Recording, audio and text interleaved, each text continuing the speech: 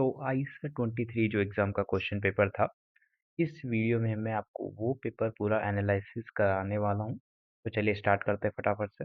पहला क्वेश्चन हमारे पास केमिस्ट्री का है यहाँ पे कि how many radial nodes calcium plus one having in is 4s orbital. तो हमें क्या पता है कि रेडियल नोड्स क्या होते हैं? क्या होता है n minus l minus one, ठीक है, जहाँ पे एन क्या है हमारा। तो यहाँ पे हमारे पास प्रिंसिपल जो क्वांटम नंबर है 4, इसके लिए कितना हो जाएगा? N equals to 4। और एस कितना है हमारे पास? एस मतलब हम लोग अज़ूमथल क्वांटम नंबर की बात करें, एस का कितना होता है? 0 होता है।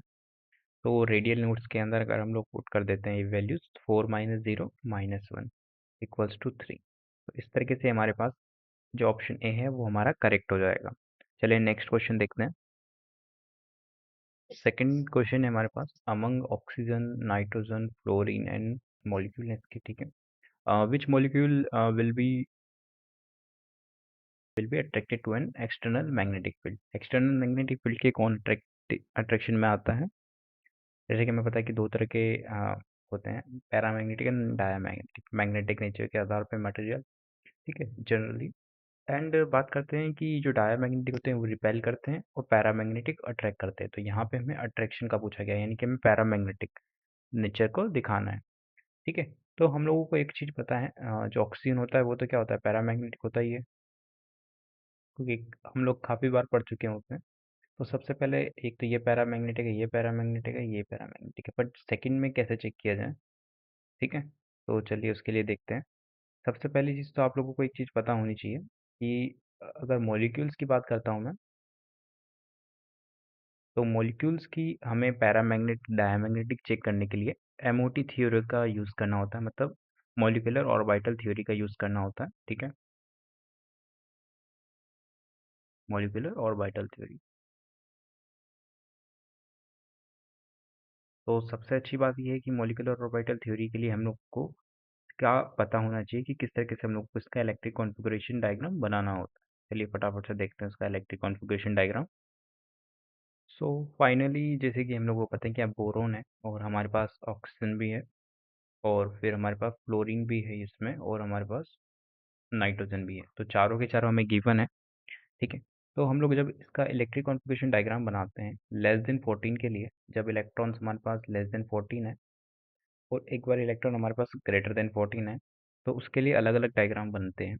क्यों बनते हैं? क्योंकि ऐसा माना जाता है कि जहाँ पे sp मिक्सिंग होती है, इस वाले एरिया में sp मिक्सिंग होती है, जब sp मिक्सिंग होती है तो वो स्टेबल हो जाता है, ठीक है।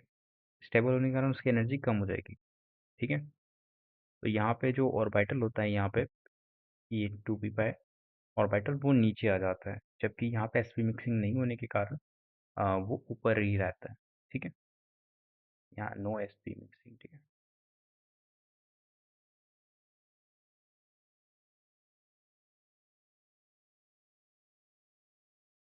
तो आप लोग यहाँ पे देख पा रहे हैं कि जो हमारे पास पैरामैग्नेटिक कब होता है? जब अनपेड इलेक्ट्रॉन होता है, ठीक है। तो यहाँ पे बोरोन के केस में अनपेड इलेक्ट्रॉन होंगे।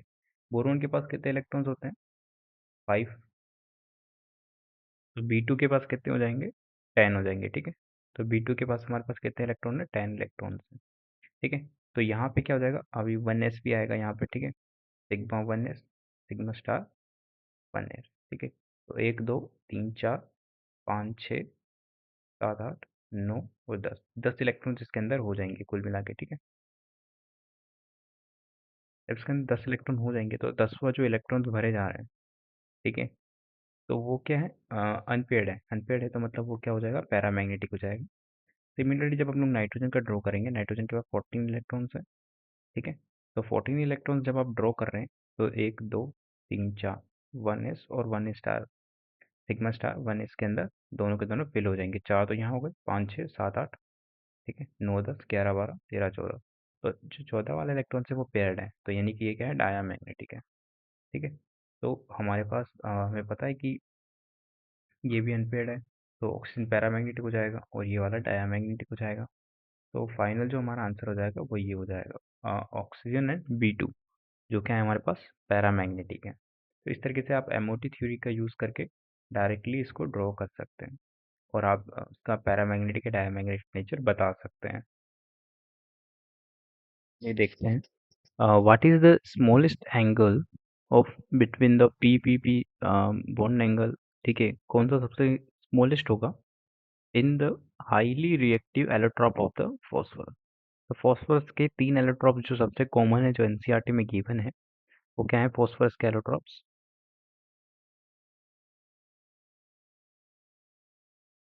ताकि सबसे पहला होता है वाइट, क्योंकि सबसे ज़्यादा रिएक्टिव होता है। ठीक है, और उसी के बारे में पूछा गया है हमको यहाँ पे। White, red and black phosphorus. ठीक है, 3 तरह के फॉस्फोरस हैं। सबसे ज़्यादा रिएक्टिव ये होता है। ठीक है, मोस्ट रिएक्टिव। ठीक है, पूछा जा रहा है कि पीपीपी बॉन्ड कितना होता है। ठीक है, तो हम लोग सबसे पहले इसका स्ट्रक्चर बना लेते हैं। ये कुछ इस तरीके से 3D में होता है। ठीक है, जैसे कि मैं बोल सकता हूँ,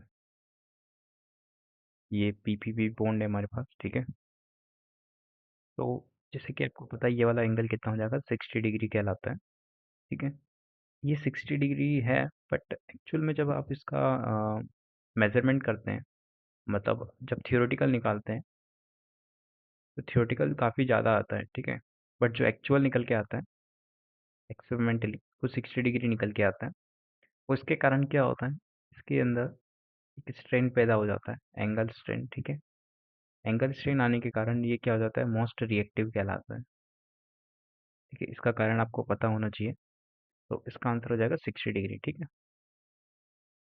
चलिए देखते हैं फोर्थ क्वेश्चन। तो ये क्वेश्चन हमारा मेटलर्जी से आया है और काफ़ी इजी क्वेश्चन है। पूछ रहा है कि ओर ऑफ द आयरन किस, मतलब इनमें से कौन कौन से ओर ऑफ द आयरन है। ठीक है, तो सिडराइट हमें पता है क्या होता है। Fe2CO3 को हम लोग सिडराइट बोलते हैं। ठीक है, बॉक्साइट हमें सबसे कॉमन है, सभी को पता रहता है, Al2O3 डॉट 2H2O। मेलाकाइट आप लोगों में से कुछ लोगों को नहीं पता होगा, बट मैं आपको बता दूं, CuCO3 डॉट COH का होल ट्वाइस क्या कहलाता है? मेलाकाइट कहलाता है। ठीक है, Cu2CO3 COH का होल ट्वाइस, ये क्या होता है? ग्रीनिश कलर का होता है। ठीक है, जब आप लोग को देखेंगे कॉपर कभी कभार ग्रीन कलर का हो जाता है। ठीक है, ये स्टेच्यू ऑफ लिबर्टी जो आप देखते हैं, वो थोड़ा थोड़ा ग्रीनिश कलर का नजर आता है। वो इस मेलाकाइट के कारण ही नजर आता है। ठीक है, क्वार्ट्ज सिलिका और ऑक्सीजन का थोड़ा सा मिक्सचर होता है, SiO2 है, O2 का। ठीक है, तो इसका आंसर हो जाएगा ए, सिडराइट। ठीक है, क्योंकि हमें ओर ऑफ द आयरन पूछा गया है। तो ये क्वेश्चन हमारा अभी मेटलर्जी से ही है, जो कि इलंगम डायग्राम से है बेसिकली। तो इलंगम डायग्राम आप लोग को थोड़ा बहुत पता होना चाहिए कि इलंगम डायग्राम किसके बीच में बनाया जाता है। Gibbs free energy. ठीक है, change in Gibbs free energy versus temperature. ठीक है, तो यहाँ पे क्या होता है कि जैसे जैसे हमारे स्लोप जिनके नीचे होते हैं, ठीक है, जैसे कि मान लीजिए वन स्लोप है, दूसरे का है। ठीक है, तो ये वाला जो मेटल है, नीचे वाला मेटल, वो ऊपर वाले मेटल को रिड्यूस कर सकता है। ठीक है, जो जितना नीचे होता है वो उसको रिड्यूस कर सकता है, ऊपर वाले मेटल को। तो ये रिडक्शन के बारे में बताता है, मेटल ऑक्साइड्स एंड सल्फाइड को रिडक्शन के बारे में बताता है। कौन सी रिएक्शन फिजिबल होती है, किस टेम्परेचर पे फिजिबल होगी, एलिंगन डायग्राम में ये भी बताता है।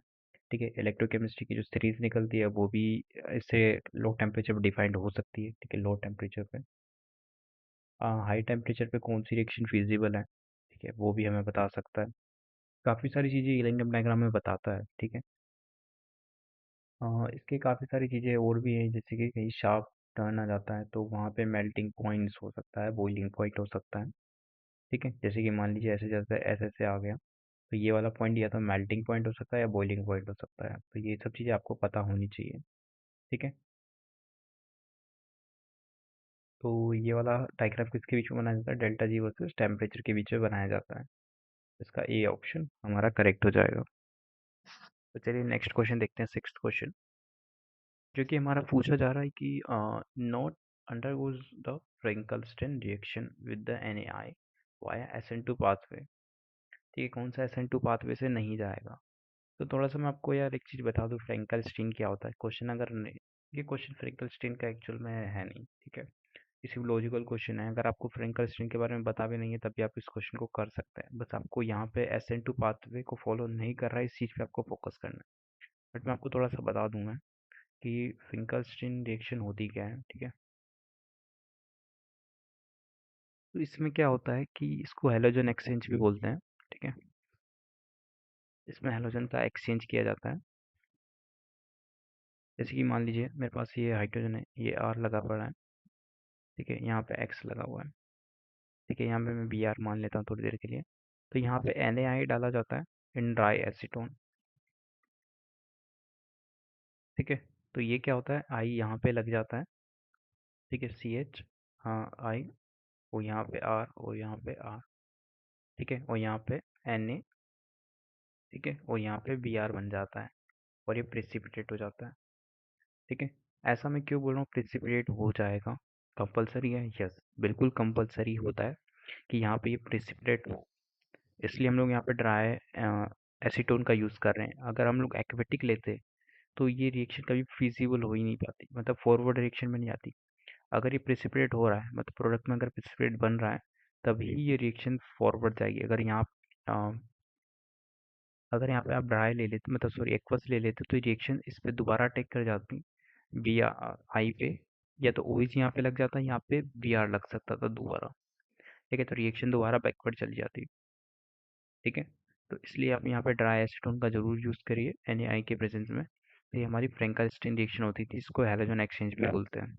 ठीक है, चलिए अब देखते हैं क्वेश्चन हमसे क्या पूछना चाह रहा है। ठीक है, अ, पूछ रहे कि नोट अंडरगोस SN2 पाथवे, मतलब ये फ्रिंकलस्टीन SN2 पाथवे के फ्लो थ्रू नहीं जाए। ठीक है, तो मतलब किसी और रिएक्शन के थ्रू जानी चाहिए। ठीक है, तो देखते हैं इस क्वेश्चन को थोड़ा सा बड़ा कर लेते हैं। ठीक है, बात करते हैं पहले वाले की। ठीक है, जब पहले वाले पे NaI अटैक करने के लिए जाएगा, ठीक है, तो सबसे पहले यहाँ पे क्या बन सकता है, अच्छा कार्बोकेटाइन बन सकता है। ठीक है, कार्बोकेटाइन बन सकता है ना, और बेसिकली ये SN2 पाथवे को फॉलो भी कर सकता है क्योंकि 1 डिग्री है। ठीक है, बात करते हैं यहाँ पे एरोमेटिक सब्स्टिट्यूशन हो सकता था। ठीक है, पॉसिबल है। ठीक है, बट क्या यहाँ पे SN2 हो सकता है? नहीं। तो ये वाला तो हमसे नॉट पूछा है, तो ये तो करेक्ट है कि ये तो कहीं जाएगा ही नहीं SN2 के थ्रू, क्योंकि ये तो एरोमेटिक सब्स्टिट्यूशन देने के लायक है। ठीक है, बात करते हैं पाई बॉन्ड के ऊपर। पाई बॉन्ड के ऊपर हम लोग इलेक्ट्रोफिलिक एडिशन कराते हैं। ठीक है,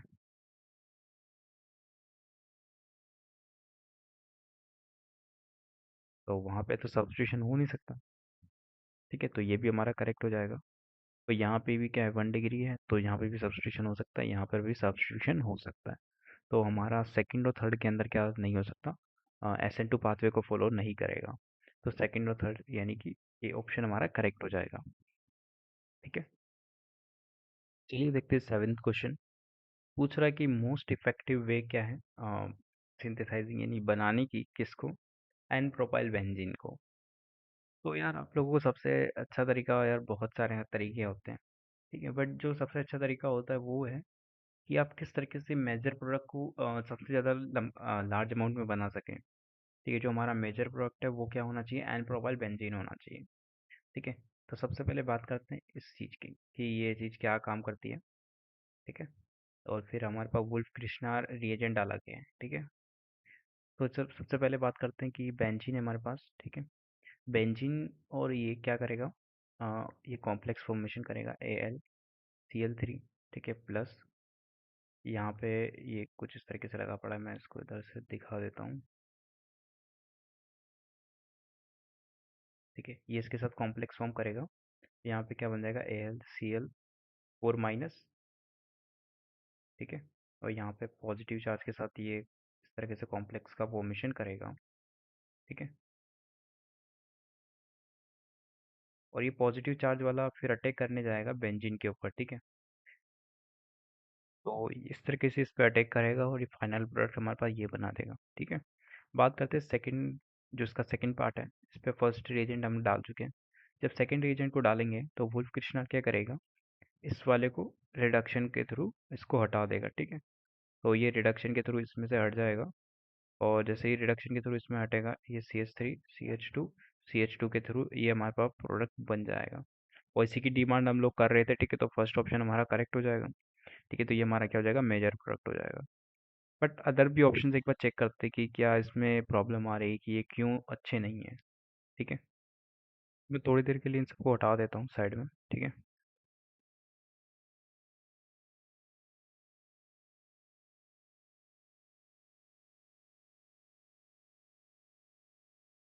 इसको थोड़ा सा बड़ा कर लेते हैं फिर से। और फिर अब देखते हैं कि इन सभी क्वेश्चंस में क्या प्रॉब्लम आ रही है नीचे के। ठीक है, तो नीचे वाला जब ऑप्शन है हमारे पास, सिमिलरली भी कॉम्प्लेक्स बनाएगा, इस पे अटैक करेगा। ठीक है, तो कॉम्प्लेक्स हमारे पास, मैंने क्या बोला कि कॉम्प्लेक्स से कार्बोकेटाइन वाली स्टेज से गुजरता है। ठीक है, अगर कार्बोकेटाइन रीअरेंज कर गया तो प्रॉब्लम ही प्रॉब्लम है। ठीक है, तो चलो देखते हैं यहाँ पे कार्बोकेटाइन किस तरीके से बन रहा है। ठीक है, CH3, एक यहाँ पे हमारे पास Cl है। ठीक है, और ये Cl पॉजिटिव इधर माइनस, और यहाँ पे Cl4 Al के साथ जुड़ जाएगा। ठीक है, तो यहाँ पे इस तरीके का कॉम्प्लेक्स बन रहा है। ठीक है, ये इंटरमीडिएट स्टेज है जहाँ पे कार्बोकेटाइन फॉर्म हो रहा है। ठीक है, जब कार्बोकेटाइन फॉर्म हो रहा है, ठीक है, तो यहाँ पे क्या हो जाएगा, ये बेसिकली रीअरेंज भी कर सकता है। जब रीअरेंज करेगा तो ये किस इस तरीके से हमारे पास कार्बोकेटाइन का फॉर्मेशन कर देगा। ठीक है, इस तरीके से जब ये फॉर्मेशन कर दे रहा है कार्बोकेटाइन का, तो कार्बोकेटाइन एक तो यहाँ भी बन सकता है, और एक ही कार्बोकेटाइन ये भी चांसेस होते हैं। ठीक है, तो जब ये दोनों कार्बोकेटाइन के चांसेस हैं, तो ये दोनों इस पे अटैक करेंगे। तो मेजर प्रोडक्ट कौन सा हो जाएगा? मेजर प्रोडक्ट हमारे पास इसका होगा, क्योंकि कि ये स्टेबल इंटरमीडिएट है। तो इसका जो मेजर प्रोडक्ट बनता है वो क्या हो जाएगा, ये हो जाएगा। ठीक है, इस तरीके से। सिमिलरली इसमें भी रीअरेंजमेंट होगा, तो इसका भी मेजर प्रोडक्ट ये होगा, और माइनर प्रोडक्ट में ये मेजर है। ठीक है, माइनर प्रोडक्ट में हमारे पास वो जो देखने को मिलेगा, जो जिसकी डिमांड हम लोग कर रहे थे। ठीक है, इसमें भी माइनर प्रोडक्ट बनेगा। ठीक है, और ये हमारा मेजर रहेगा। सिमिलरली यहाँ पर भी इलेक्ट्रोफिलिक एडिशन होगा सबसे पहले, और फिर इसके ऊपर अटैक होगा। ठीक है, तो इसमें भी हमारे पास डायरेक्टली ये मेजर प्रोडक्ट देखने को मिलेगा। ठीक है, तो इस तरीके से आप चीज़ समझ पा रहे होंगे कि क्यों हमारे पास ये बेस्ट एफिशिएंट वे है सिंथेसाइजिंग का, किसका, एन प्रोपाइल बेंजीन का। ठीक है, तो 8 क्वेश्चन हमारा रहने वाला है कायरल कंपाउंड का, जो कि काफ़ी इंटरेस्टिंग है। और देखते हैं कि इसमें से कौन सा कायरल है मॉलिक्यूल। कायरल मॉलिक्यूल का मतलब ये है कि इसमें कोई भी सिमेट्री नहीं होनी चाहिए। ठीक है, तो मैं बोल सकता हूँ कि अनसिमेट्रिक मॉलिक्यूल हमारा कायरल होता है। ठीक है, अनसिमेट्रिकल मॉलिक्यूल, ठीक है, हमारा कायरल होता है। और उसके अंदर इसका मतलब है कि नो पीओएस और नो सेंटर ऑफ सिमेट्री। ठीक है, ना उस पर पोजिशन ऑफ सिमेट्री हो, ना सेंटर ऑफ सिमेट्री हो। ठीक है, तो वो हमारा कायरल मॉलिक्यूल कहलाता है। कायरल का मतलब ये है कि आप उसको दो इक्वल हिस्सों में नहीं बांट पा रहे हो। ठीक है, इक्वल हिस्सों में नहीं बांट पा रहे हो, या पोजिशन ऑफ सिमेट्री उसके अंदर है ही नहीं। ठीक है, तो बात करते हैं कि इस वाले कंपाउंड की बात करता हूँ मैं। तो उसको थोड़ा जूम आउट कर लेते हैं, इस तरह जूम इन कर लेते हैं, सॉरी। ठीक है, तो आप यहाँ देख पाएंगे कि जब इसको मैं वर्टिकल प्लेन के आधार पे काटूं इस तरीके से, ठीक है, अगर मैं इसको इस तरीके से काटना चाहूँ, तो ये इक्वल हिस्सों में कट जाएगा। ठीक है, तो इक्वल हिस्सों में जब कट पा रहा है, तो ये क्या हो जाएगा, ये हमारा कोई सेंटर ऑफ सिमेट्री है इसके अंदर। तो यानी कि ये क्या नहीं होगा, कायरल नहीं होगा। ठीक है, कायरल ये मॉलिक्यूल नहीं है। बात करते हैं इसका। इसको अगर आप ऊपर से काटना चाहें, इस तरीके से इस पोजीशन के अबाउट काटना चाहें, तब भी सिमेट्री नहीं है। अगर आप इस पोजीशन के आधार पर काटना चाहें, यूं इस तरीके से, ठीक है, इस तरीके से तिरछा भी काटना चाहें, किस तरह से भी काटना चाहें, इसमें हमको कोई सिमेट्री नज़र नहीं आएगी। ठीक है, जब इसमें कोई सिमेट्री नहीं है, तो आप क्या बोल सकते हो कि ये मॉलिक्यूल क्या है, कायरल है। ठीक है, तो ये वाला मॉलिक्यूल हमारा क्या हो जाएगा, कायरल हो जाएगा। बात करते हैं इसकी। तो इसको इस वर्टिकल प्लेन के आधार पे आप काटेंगे। देखिए, इसमें मत कंफ्यूज होइएगा, ये कुछ इस तरीके से है। एक एम यू ऊपर की तरफ है, और एक डबल पाई डबल बॉन्ड ऊपर की तरफ है। तो जब आप इसको वर्टिकल प्लेन के आधार पे काटते हैं ना, ठीक है, और ये इस तरीके से जा रखा है,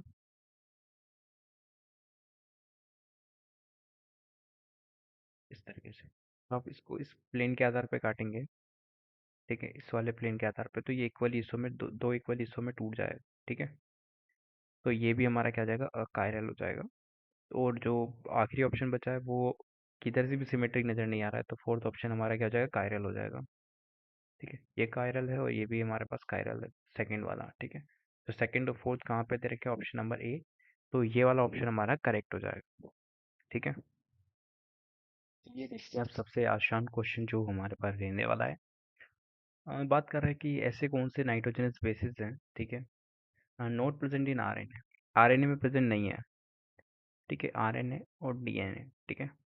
डीएनए डबल हेलिक्स होता है, ठीक है, आरएनए सिंगल हेलिक्स होता है, ठीक है। बात करते हैं डिऑक्सी राइबो न्यूक्लिक एसिड की, ठीक है। इसके अंदर हमारे पास चार तरह के पेयर्स होते हैं, ठीक है, एडेनिन, गुआनिन, थाइमिन, साइटोसिन, ठीक है। जबकि बात करते हैं आरएनए, आरएनए में जो हमारा पास एडेनिन होता है, गुआनिन, थाइमिन नहीं होता है, ठीक है, उसकी जगह यूरासिल होता है, ठीक है, यूरासिल और थाइमिन, ठीक है। यहाँ पे थाइमिन होता है और यहाँ पे यूरासिल होता है, ठीक है। और बाकी जो तीनों रिमेंबर रहते हैं, एडेनिन, गुआनिन, थाइमिन, ठीक है, एडेनिन, गुआनिन, साइटोसिन जो होता है वो तीनों में कॉमन रहता है, ठीक है। कहता है एडेनिन, गुआनिन, ठीक है, और यहाँ पे साइटोसिन, ठीक है, वो तीनों कॉमन रहते हैं इसके अंदर, ठीक है। पूछा जा रहा है कि note present in RNA, RNA में कौन सा प्रेजेंट नहीं होता है, तो आरएनए में ये तीनों प्रेजेंट है, आरएनए में ये भी प्रेजेंट है। तो बोला जा रहा है कि आप, मतलब आरएनए में कौन सा प्रेजेंट नहीं है, थायमिन प्रेजेंट नहीं है, ठीक है। तो इनडायरेक्टली आपको थायमिन नहीं देख के क्या पूछा जा रहा है, कि पूछ बोल रहा है कि थायमिन प्रेजेंट नहीं है, ठीक है। तो आप लोग अगर मेरे पास नए हैं तो आपको स्ट्रक्चर्स पहचानने में प्रॉब्लम आ सकती है। अगर आप मेरे मतलब मेरे चैनल को फॉलो करते हैं तो मैंने इस पे एक वीडियो लेक्चर बनाया हुआ है, चलो मैं आपको दिखा देता हूँ, ठीक है।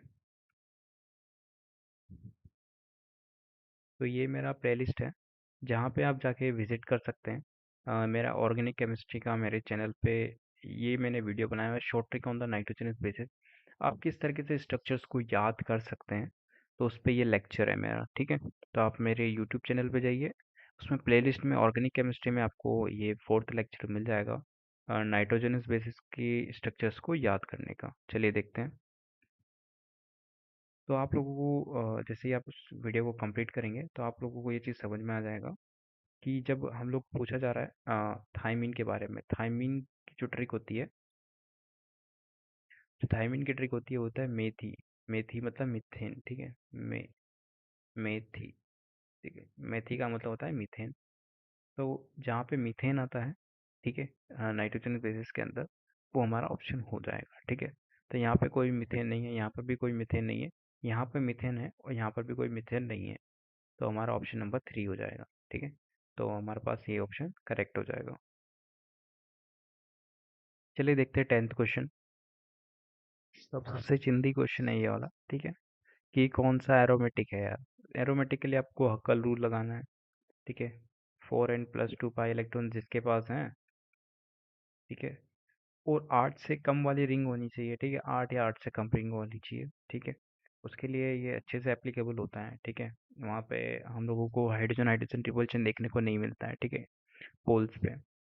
तो बात करते हैं 4n+2 पाई इलेक्ट्रॉन्स अगर हैं हमारे पास, तो वो क्या है, एरोमेटिक है, ठीक है। एरोमेटिक होने के लिए पूरी रिंग के अंदर रेजोनेंस होना कंपलसरी है और प्लेनर होना कंपलसरी है, ठीक है। जहाँ पे रेजोनेंस हो रहा है उस वाले पार्ट के अंदर। बात करते हैं यहाँ पे, तो यहाँ पे हमारे पास 2 पाई इलेक्ट्रॉन सिस्टम है, देखिए, और इस कार्बोकेटाइन के साथ रेजोनेंस हो रहा है, तो ये हमारा एरोमेटिक है। बात करते हैं यहाँ पे भी ऑक्सीजन का एक लोन पेयर डीलोकलाइज हो रहा है, ठीक है, और पूरा रेजोनेंस कर रहा है, तो ये भी हमारे पास एरोमेटिक है 6 पाई इलेक्ट्रॉन के साथ, ठीक है। बात करते हैं यहाँ पर भी रेजोनेंस हो रहा है और 8 पाई इलेक्ट्रॉन के साथ, ये क्या हो जाएगा, बेसिकली अगर ये प्लेनर है, ठीक है, क्योंकि रेजोनेंस तो हो रहा है और प्लेनर भी जाएगा। तो अगर ये रेजोनेंस में पार्ट नहीं कर रहा है, तो ये मतलब पार्ट कर रहा है बट कम कर रहा है, तो वो नॉन एरोमेटिक में चला जाएगा। अगर रेजोनेंस में पार्ट कर रहा है तो वो एंटी एरोमेटिक में चला जाएगा, ठीक है। तो इस तरह के स्ट्रक्चर्स को अगर ये अपनी शेप्स को बिगाड़ लेते हैं, बिगाड़ने का मतलब है ये कुछ इस तरीके से हो जाएगा, ठीक है। इसका स्ट्रक्चर कुछ इस तरीके से चला जाएगा, ठीक है। मैं इसका स्ट्रक्चर कुछ इस तरीके से बना दे रहा हूँ, ठीक है। तो इसका स्ट्रक्चर कुछ इस तरीके से चला जाएगा, ठीक है। आपको ये चीज़ समझ में आ रही होगी मैं क्या बनाना की कोशिश कर रहा हूँ। आई थिंक ये कुछ तो गड़बड़ हो गया, इस तरीके से नहीं, इसका स्ट्रक्चर कुछ इस तरीके से जाएगा। सॉरी, ये इसका गलत स्ट्रक्चर है। इस तरीके से चला जाएगा इसका, ठीक है। कि एट मैंने वो 6 वाला बना दिया है, ठीक है। तो इसका स्ट्रक्चर कुछ इस तरीके से चला जाएगा, यहाँ पे रहेगा और यहाँ पे पाई बॉन्ड, ठीक है। ऑल्टरनेट पोजीशंस पे पाई बॉन्ड है। तो ये 8 मेंबर रिंग है ये, ठीक है। 8 मेंबर रिंग के थ्रू मैं आपको बताना चाहता हूँ कि ये कुछ इस तरीके से हो जाएगा, बट ये अभी हमारे पास क्या है, 7 मेंबर रिंग है, ठीक है। तो ये क्या हो जाएगा हमारे पास, डायरेक्टली हम लोग बोल सकते हैं कि ये एंटी एरोमेटिक चला जाएगा, ठीक है। बट ये क्या हो जाएगा हमारे पास, नॉन एरोमेटिक चला जाएगा, क्यों? क्योंकि नॉन प्लेनर हो जाएगा, ठीक है।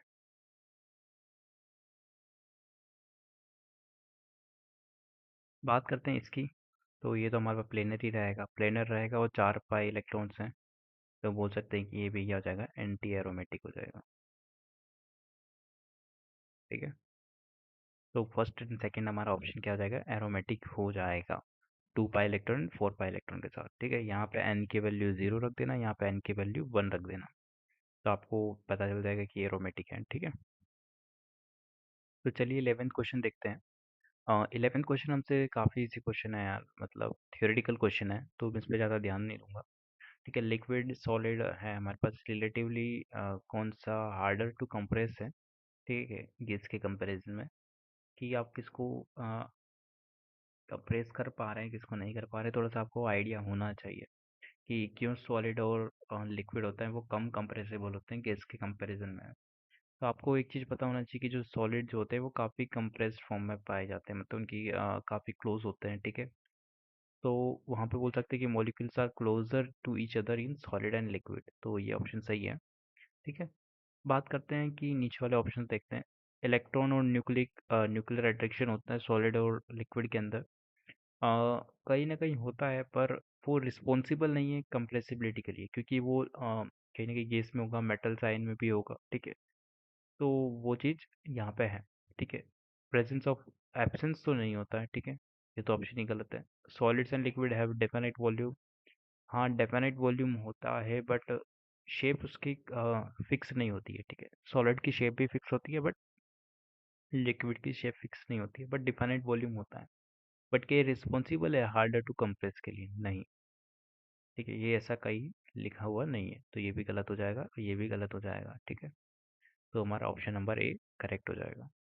बात करते हैं क्वेश्चन नंबर 12 की, ठीक है, जो कि हमारे पास रहा है सेकंड चैप्टर से, आई थिंक, हाँ, मतलब हमारे ये केमिकल काइनेटिक्स है, ठीक है।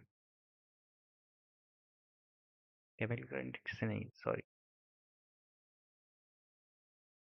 तो ये सरफेस केमिस्ट्री का क्वेश्चन है, ठीक है।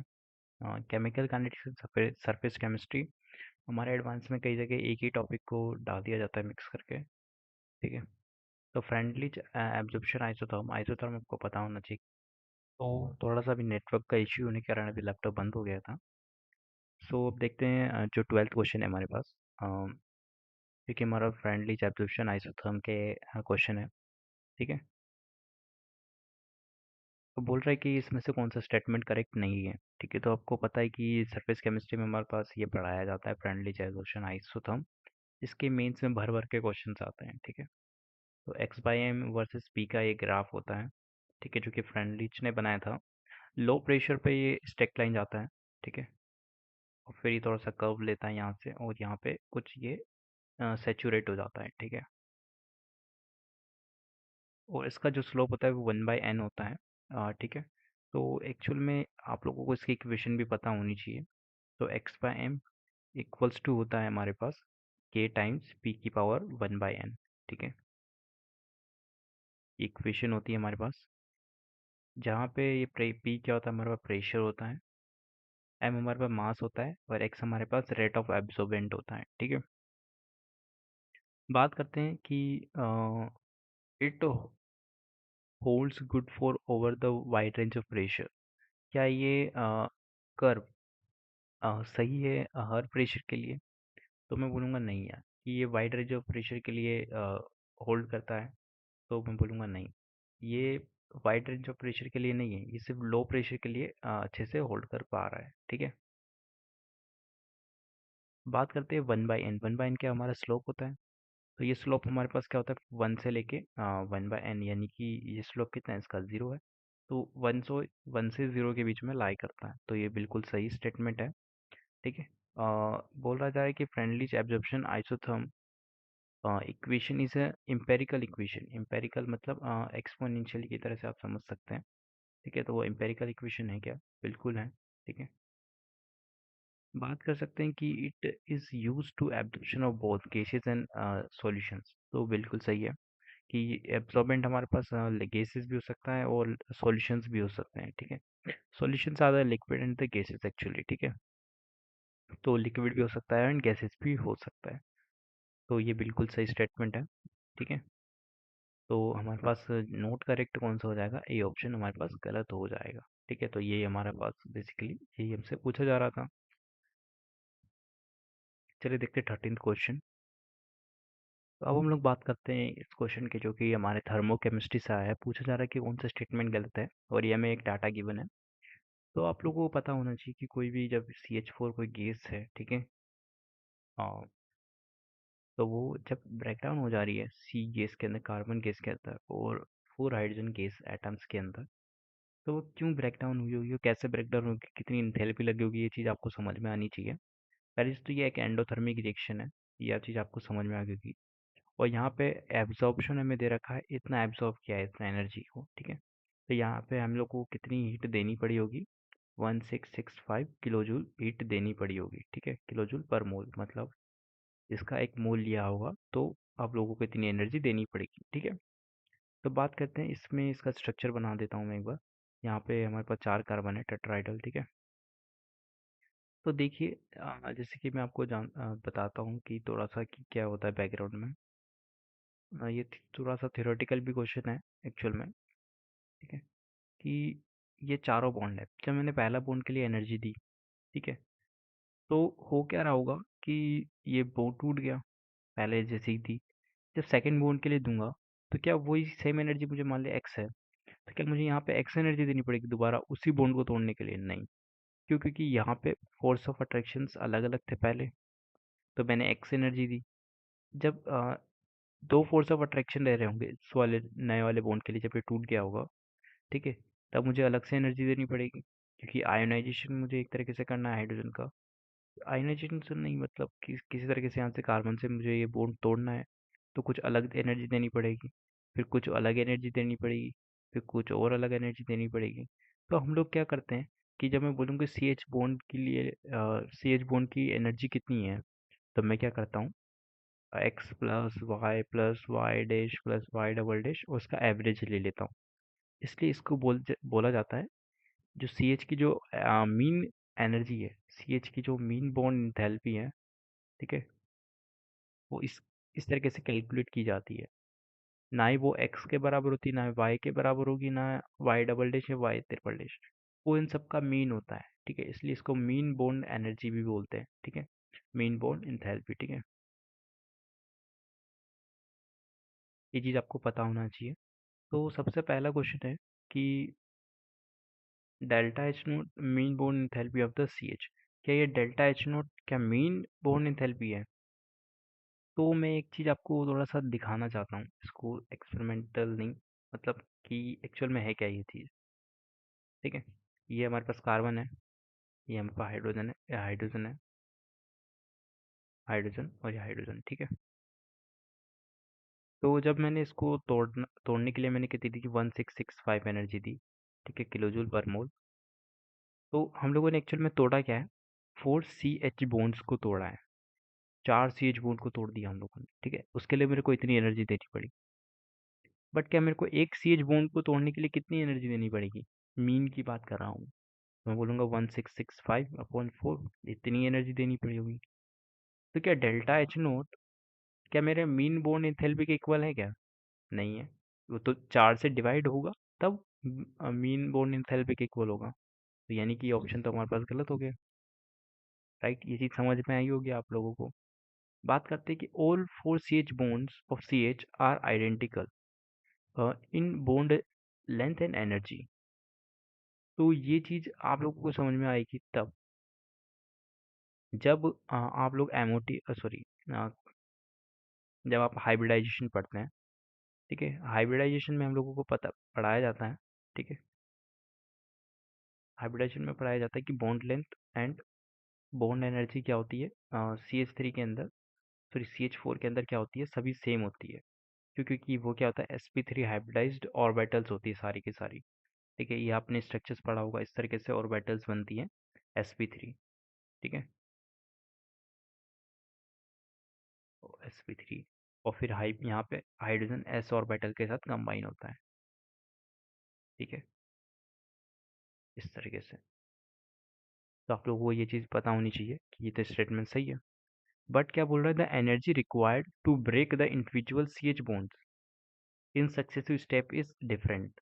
बिल्कुल सही, जैसे कि मैंने आपको बोला, ये अगर मैं ब्रेक कर रहा हूँ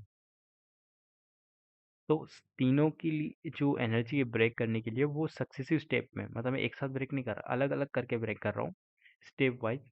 तो मुझे अलग अलग एनर्जी देनी पड़ेगी। बिल्कुल सही स्टेटमेंट है ये।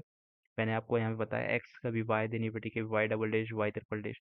इसलिए इसकी बॉन्ड इंथैल्पी हमें निकालनी पड़ती है मीन। ठीक है, बात करते हैं mean C H bond enthalpy is different slightly from compound to compound. बिल्कुल, मैं इस वाले कंपाउंड की बात कर रहा हूँ अभी। ठीक है, तो सी एच बॉन्ड की ये हो जाएगी। बट अगर मान लीजिए मैं यहाँ पे सी एल लगा देता हूँ। ठीक है, और मैं आपसे पूछता हूँ अब बताओ, यहाँ पे सी एल है। ठीक है, अब बताओ सी एच की बॉन्ड एंथैल्पी कितनी होगी? तो मैं बोलूँगा इसके लिए वाई दिया मैंने, इसके लिए वाई दिया, एक्स इसके एक्स, इसके लिए वाई, इसके वाई डबल डेज दिया। तो यहाँ पे सी एच की बॉन्ड एंथैल्पी कितनी हो जाएगी, x plus y double dash divide by three. इस बार सी एल को थोड़ी लेंगे क्योंकि वो सी एच बॉन्ड थोड़ी है। समझ में आई ये चीज़ आप लोगों को? तो ये वाला बॉन्ड सॉरी ये वाला हमारा हो जाएगा कि डिफरेंट होती है compound to compound. C H की जो बॉन्ड लेंथ होगी वो वेरी करेगी कंपाउंड टू कंपाउंड। तो हमारे पास गलत ऑप्शन कौन सा हो जाएगा? ऑप्शन नंबर ए हमारे पास गलत हो जाएगा। तो अब देखते हैं सबसे इजी क्वेश्चन जो कि हमारे पास सॉल्यूशन चैप्टर का है। और इस चैप्टर से सबसे ज़्यादा क्वेश्चंस राउल्ट्स लॉ से आते हैं ऑफ कोर्स। ठीक है, अब पूछ रहा है कि इसका डेविएशन के आधार पे क्या है क्या नहीं सीन। ठीक है, तो राउल्ट्स लॉ कब फॉलो करता है? जब जैसे कि हमें पता है कि P naught A X A plus P naught B X B, जब हमारे पास पी सॉल्यूशन के बराबर हो जाता है तब बोलता है कि राउल्ट्स लॉ फॉलो कर रहा है। बट ये not equals to p s हो जाता है। ठीक है, तो हमारे पास दो कंडीशन बन सकती है।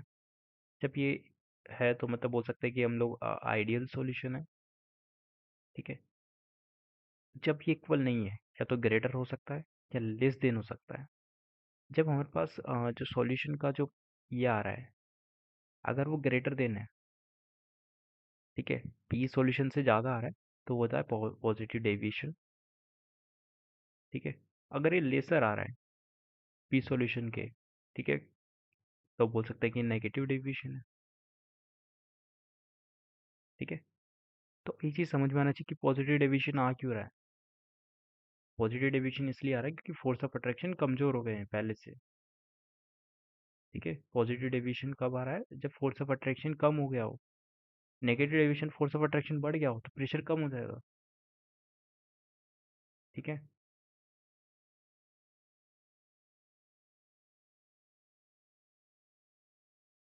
तो देखते हैं फटाफट से कि नो डेविएशन, सॉरी पहले क्वेश्चन देख लेते हैं। सॉल्यूशन एक्स से हमारे पास हेक्सेन एंड बेंजीन, ये दो सेम तरह के कंपाउंड्स हैं। इसके बीच में वान डेर वाल फोर्सेस लगते हैं। ठीक है, वान डेर वाल फोर्सेस काफ़ी वीक फोर्सेस है। ठीक है, और बात करते हैं एक्स, जब इसके अंदर वान डेर वाल फोर्सेस लग रहे हैं तो कोई सबसे वीक फोर्सेस की बात कर रहा हूँ मैं। ठीक है, तो वहाँ पे कोई भी तरीके का कोई भी डेविएशन नहीं देखने को मिलता है जब सेम तरह के कंपाउंड्स होते हैं और बेंजीन है एंड हेक्सेन है। ठीक है, तो वो क्या हो जाएगा, हमारा आइडियल सॉल्यूशन के अंदर आता है। तो आइडियल सॉल्यूशन के अंदर कोई भी डेविएशन देखने को नहीं मिलता है, तो नो डेविएशन वाला तो पहला ऑप्शन यही है। ठीक है, बात करते हैं वाटर एंड HCl के अंदर। ठीक है, तो क्या होता है कि इसके अंदर एच बॉन्डिंग तो कभी नहीं होगी, क्योंकि जो हमारे पास कोई भी मोस्ट इलेक्ट्रोनेगेटिव होते हैं जैसे कि F1 जिसको बोलते हैं, फ्लोरीन ऑक्सीजन नाइट्रोजन, वो किसी भी इलेक्ट्रोनेगेटिव एलिमेंट यानी कि जो इलेक्ट्रोनेगेटिव एलिमेंट है वो हाइड्रोजन के साथ नहीं जुड़े हुए हैं, तो एच बॉन्डिंग तो होगी नहीं। ठीक है, तो बोल सकते हो कि एच बॉन्डिंग यहाँ पे नहीं देखने को मिल रही है। ठीक है, अब वाटर वाटर के बीच में होती है, ठीक है, वो अलग बात है, बट HCl और वाटर के बीच में नहीं है। ठीक है, यहाँ पे इंट्रा है, इंटर नहीं है। ठीक है, इंटर एच बॉन्डिंग नहीं हो रही है यहाँ पे।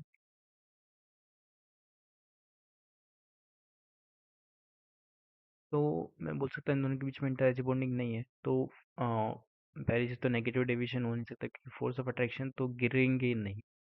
ठीक है, गिरेंगे नहीं फोर्स ऑफ अट्रैक्शन। तो force of attraction basically, sorry, force of attraction यहाँ पे कमजोर हो जाएगा, कमजोर हो जाएगा। ठीक है, क्यों कमजोर हो जाएगा, क्योंकि यहाँ पे कोई भी एज बॉन्डिंग नहीं हो रही है। ठीक है, अगर एज बॉन्डिंग हो रही तो फोर्स ऑफ अट्रैक्शन बढ़ जाता, पर एज बॉन्डिंग नहीं हो रही तो फोर्स ऑफ अट्रैक्शन कमजोर है, कमजोर है तो मतलब फोर्स प्रेशर इसका बढ़ जाएगा। तो बोल सकते हैं कि पॉजिटिव डेविएशन हो जाएगा। ठीक है, तो यहाँ पे कौन सा हमारे पास ऑप्शन हो जाएगा। चलिए देखते हैं 14th क्वेश्चन। ठीक है, और टू सॉल्यूशन है हमारे पास एक्स एंड वाई। पहला सॉल्यूशन जो है हमारे पास हेक्सेन एंड बेंजीन का है। दूसरा जो सॉल्यूशन है हमारे पास वाटर एंड HCl का है। पूछ रहा है कि टाइप ऑफ डेविएशन कौन सा है, राउल्ट्स लॉ से। ठीक है, तो ये हमारे पास सॉल्यूशन चैप्टर का क्वेश्चन है जो कि deviation of the Raoult's law पे बेस्ड है। पहली चीज मैं बता दूं आपको कि जब पी नॉट है एक्स है प्लस पी नॉट भी एक्स भी जो होता है, ठीक है, अगर वो नॉट इक्वल है पी एस के, तो वो पॉजिटिव या नेगेटिव डेविएशन शो कर सकता है, बोल सकते हैं कि वो आइडियल सॉल्यूशन नहीं है, नॉन आइडियल है। ठीक है, अगर वो इक्वल हो जाता है तो वो आइडियल सॉल्यूशन कहलाता है। ठीक है, बात करते हैं बेंजीन एंड हेक्सेन की, जो कि क्या करता है, इनका फोर्स ऑफ अट्रैक्शन मेंटेन रहता है जैसा कि पहले था, और आफ्टर द मिक्सिंग बेसिकली उनका फोर्स ऑफ अट्रैक्शन मेंटेन रहता है। तो बोल सकते हैं कि जब इनिशियल स्टेज पे ये थे और बाद में ये थे, दोनों में फोर्स ऑफ अट्रैक्शन सेम ही लग रहा है।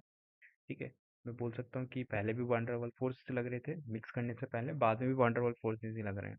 तो फोर्स ऑफ अट्रैक्शन में कोई भी चेंजेस नहीं आया है, तो बोल सकता हूँ कि वो सॉल्यूशन क्या है, आइडियल है। ठीक है, पहला सॉल्यूशन क्या हो जाएगा, हमारा आइडियल हो जाएगा। क्यों, क्योंकि पहले भी हेक्सेन हेक्सेन के बीच में जो सॉल्यूशन था, ए सॉल्यूशन हेक्सेन प्लस हेक्सेन था, उसके बगल वाला एक भी हेक्सेन होगा। इसमें कौन से फोर्सेस लग रहे थे, वान डेर वाल फोर्सेस लग रहे थे। सेकंड में हमारे पास क्या है, बेंजीन है। ठीक है, तो बेंजीन बेंजीन में भी क्या हो जाएगा, ठीक है, मे बी वंडरवाल फोर्सेस लग रहे थे। ठीक है, तो यहाँ पे जब दोनों को मिक्स किया, तब भी तो हमारे पास वंडरवाल फोर्सेस ही लग रहे होंगे। ठीक है, तो बोल सकता हूँ कि ये जो फोर्सेस है उसमें कोई भी फोर्स ऑफ अट्रैक्शन में कोई भी चेंजेस नहीं आया है, आया भी तो वो काफ़ी नेग्लिजिबल आया है, इसलिए क्या है, आइडियल सॉल्यूशन है। ठीक है, बात करते हैं कि वाटर की बात करते हैं। ठीक है, इसको साइड में कर देते हैं। ठीक है, बात करते हैं पहले वाटर। ठीक है, तो वाटर वाटर के बीच में पहले हाइड्रोजन बॉन्डिंग हो रही थी। ठीक है, बात करते हैं HCl के बीच में कोई भी सिंपल क्या होता है, हमारे पास वंडर वाल फोर्सेस लग रहे थे। ठीक है, ये इलेक्ट्रोस्टैटिक फोर्सेस लग रहे थे, तो मैं बोल सकता हूँ कि यहाँ डाइपोल फोर्सेस लग रहे हैं बेसिकली। ठीक है, डाइपोल डाइपोल। ठीक है, क्योंकि कि ये क्या है, हमारे पास इलेक्ट्रोनेगेटिव का डिफरेंस है, तो यहाँ पे डाइपोल डाइपोल फोर्सेस लगेंगे। ठीक है, जब मैंने दोनों को मिक्स कर दिया, तो पहली चीज़ तो हाइड्रोजन बॉन्डिंग क्या हो गई, हमारे पास वीक हो जाएगी हाइड्रोजन बॉन्डिंग, क्योंकि अब इसके बीच में भी इंटरेक्शन होने लग गया, राइट। तो हाइड्रोजन बॉन्डिंग तो वीक हो गई, और डाइपोल डाइपोल फोर्सेस क्या हो जाएंगे, बढ़ जाएंगे, क्योंकि कि इलेक्ट्रोनेगेटिव का डिफरेंस ज़्यादा है। तो बोल सकता हूँ कि डाइपोल डाइपोल फोर्सेस मेंटेन रहेंगे। ठीक है, मेंटेन रहेंगे। तो यहाँ पे हमें क्या देखने को मिला, फोर्स ऑफ अट्रैक्शन कम हो गया, तो वॉल्यूम क्या हो जाएगा, इसका बढ़ जाएगा, ऑपरेशन कम हो जाएगा। तो यानी कि पी नोट एस जो हो जाएगा, सॉरी पी नोट एक्स से plus P naught B x भी क्या हो जाएगा हमारे पास, कम हो जाएगा। ठीक है, जब ये चीज़ कम हो गई तो पी एस से कम हो जाएगी इसकी वैल्यू, तो यहाँ पे क्या देखने को मिलेगा, हमें नेगेटिव डेविएशन देखने को मिलेगा। ठीक है, तो इसका आंसर हो जाएगा ये। ठीक है, तो 15th क्वेश्चन देखते हैं, जो कि आखिरी क्वेश्चन है, क्योंकि 15 ही क्वेश्चन होते हैं। ठीक है, तो सबसे आसान क्वेश्चन यही है कि पूछा जा रहा है कि हाइड्रोनियम आयन जो है कि हाइड्रेटेड फॉर्म में कैसा दिखता है। ठीक है, अगर हाइड्रोनियम आयन क्या होता है, H3O पॉजिटिव। ठीक है, ये हाइड्रोनियम आयन है, उसको हम लोग को फर्दर हाइड्रेटेड करना है, मतलब इसके अंदर हमें वाटर मोलिक्यूल्स को ऐड करना है। ठीक है, तो हम कितने भी मोलिक्यूल्स ऐड कर सकते हैं वाटर के, एक करूँ, दो करूँ, तीन करूँ, पाँच करूँ, 10 करूँ। ठीक है, तो पूछा जा रहा है कि इसमें से कौन सी स्पीसीज जो है वो हाइड्रोनियम आयन को हाइड्रेटेड करने के बाद बन सकती है। तो मैंने देखा कि आ, यहाँ पे मैं जब इन दोनों को कंबाइन कर रहा हूँ, तो मैं बोल सकता हूँ कि हाइड्रोजन क्या हो जाएंगे, 3+N हो जाएगा, और बेसिकली ऑक्सीजन कितने हो जाएंगे, सॉरी 3+2N हो जाएगा यहाँ पे हाइड्रोजन। ठीक है, और ऑक्सीजन कितने हो जाएंगे हमारे पास, O1+2N हो जाएगा। ठीक, तो सबसे पहले मैं N=1 पुट करता हूँ, तो यहाँ पे H5। ठीक है, और O3 पॉजिटिव हमारे पास आंसर आएगा। जब N=2 पुट करता हूँ, तो यहाँ पे H2 यानी 4+3 7, और O यहाँ पे कितना हो जाएगा, 4+1 5। ठीक है, पॉजिटिव आंसर हो जाएगा। जब N=3 पुट करता हूँ, तो H9 हो जाएगा। ठीक है, और यहाँ पे ऑक्सीजन कितना हो जाएगा, 7 पॉजिटिव। ठीक है, तो चलिए देखते हैं इसमें, H9O4 होना चाहिए क्या, एक सेकेंड, यहाँ पे कुछ तो मिस्टेक है, यहाँ पे N ही आएगा, तो यहाँ पे कितना हो जाएगा, यहाँ पे हो जाएगा 2 हो जाएगा, और यहाँ पे हो जाएगा हमारे पास 3। ठीक है, और यहाँ पे हो जाएगा 4, इस तरीके से। ठीक है, तो इस तरीके से मिस्टेक से आपको बचना है थोड़ा बहुत। ठीक है, तो इस तरीके से हमारे पास ये चारों हाइड्रोनियम आइंस हो जाएंगे। ठीक है, फर्दर हाइड्रेट करने के बाद। ठीक है, तो H9O4 है क्या हमारे पास, बिल्कुल है। H7O4 है क्या, नहीं। H7O3 पॉजिटिव है, तो ये गलत हो जाएगा। H3O2 है क्या, यहाँ पे नहीं। H3O पॉजिटिव है। ठीक है, जैसे कि मैंने बोला H3O पॉजिटिव है, तो ये भी गलत हो जाएगा। H5O3 है क्या, H5O2 पॉजिटिव है, तो ये भी गलत हो जाएगा। तो आंसर नंबर ए जो हो जाएगा हमारे पास, वो करेक्ट हो जाएगा। तो इस तरीके से हमारा केमिस्ट्री वाला पार्ट कंप्लीट हो जाता है। बात करते हैं मैथमेटिक्स और फिजिक्स की। ठीक है, तो चलिए देखते हैं मैथमेटिक्स का पहला क्वेश्चन, जो कि एक फंक्शन दे रखा है जिसकी रेंज हमें दे रखी है, 0 से इन्फिनिट तक की उसकी रेंज है। ठीक है, हो सकती है, जरूरी नहीं है, हो सकती है। ठीक है, और कंटिन्यूस डिक्रीजिंग फंक्शन है। डिक्रीजिंग है तो मतलब वो कंटिन्यूसली डिक्रीजिंग कर रहा है। ठीक है, और उसकी जो वैल्यूज दे रखी है, f(0), f(1), f(10) तक, वो एक दे रखी है कि ज्योमेट्रिक प्रोग्रेशन, जो ज्योमेट्रिक प्रोग्रेशन है उसका कॉमन रेशियो 1/5 दे रखा है। मतलब f(0) जो है, अगर आप उसको 5 से डिवाइड कर देते हो तो f(1) मिल जाएगा, और f(2) को, f(2) चाहिए तो f(1) को 5 से डिवाइड कर दो। तो इस तरीके से हमें एक ज्योमेट्रिक प्रोग्रेशन मिल जाती है। ठीक है, बोला जा रहा है कि इसका इंटरवल में, सॉरी, इसका इंटीग्रेशन क्या हो जाएगा, 0 से 10 इंटरवल के अंदर। तो देखिए, इस तरह के जो क्वेश्चंस होते हैं वो काफ़ी ट्रिकी क्वेश्चंस हो जाते हैं। तो मैं आपको इस तरह के क्वेश्चंस को हैंडल करने का एक शॉर्टकट तरीका बता देता हूँ, क्या है क्या नहीं है। आप लोगों को थोड़ा सा मैथमेटिक्स में शॉर्टकट्स ज़्यादा अप्लाई करने पड़ सकते हैं। ठीक है, बात करते हैं f(0) सबसे मैक्सिमम वैल्यू है, और वो डिक्रीज करती जा रही है। ठीक है, इस तरीके से। ठीक है, तो मैं बोल सकता हूँ कि ये, अगर मैं बात करूँ, इंटीग्रेशन बेसिकली क्या है, एरिया अंडर द कर्व है हमारे लिए। ठीक है,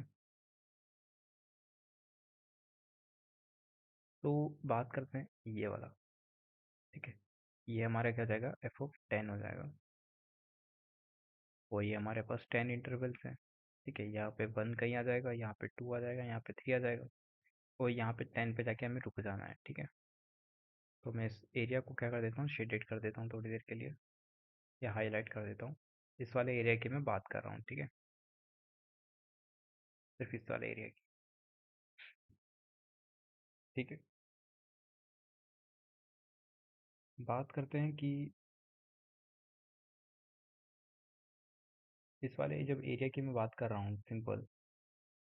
ठीक है, तो ये वाला जो ग्राफ है हमें जो दिख रहा है, कुछ इस तरीके से रहेगा।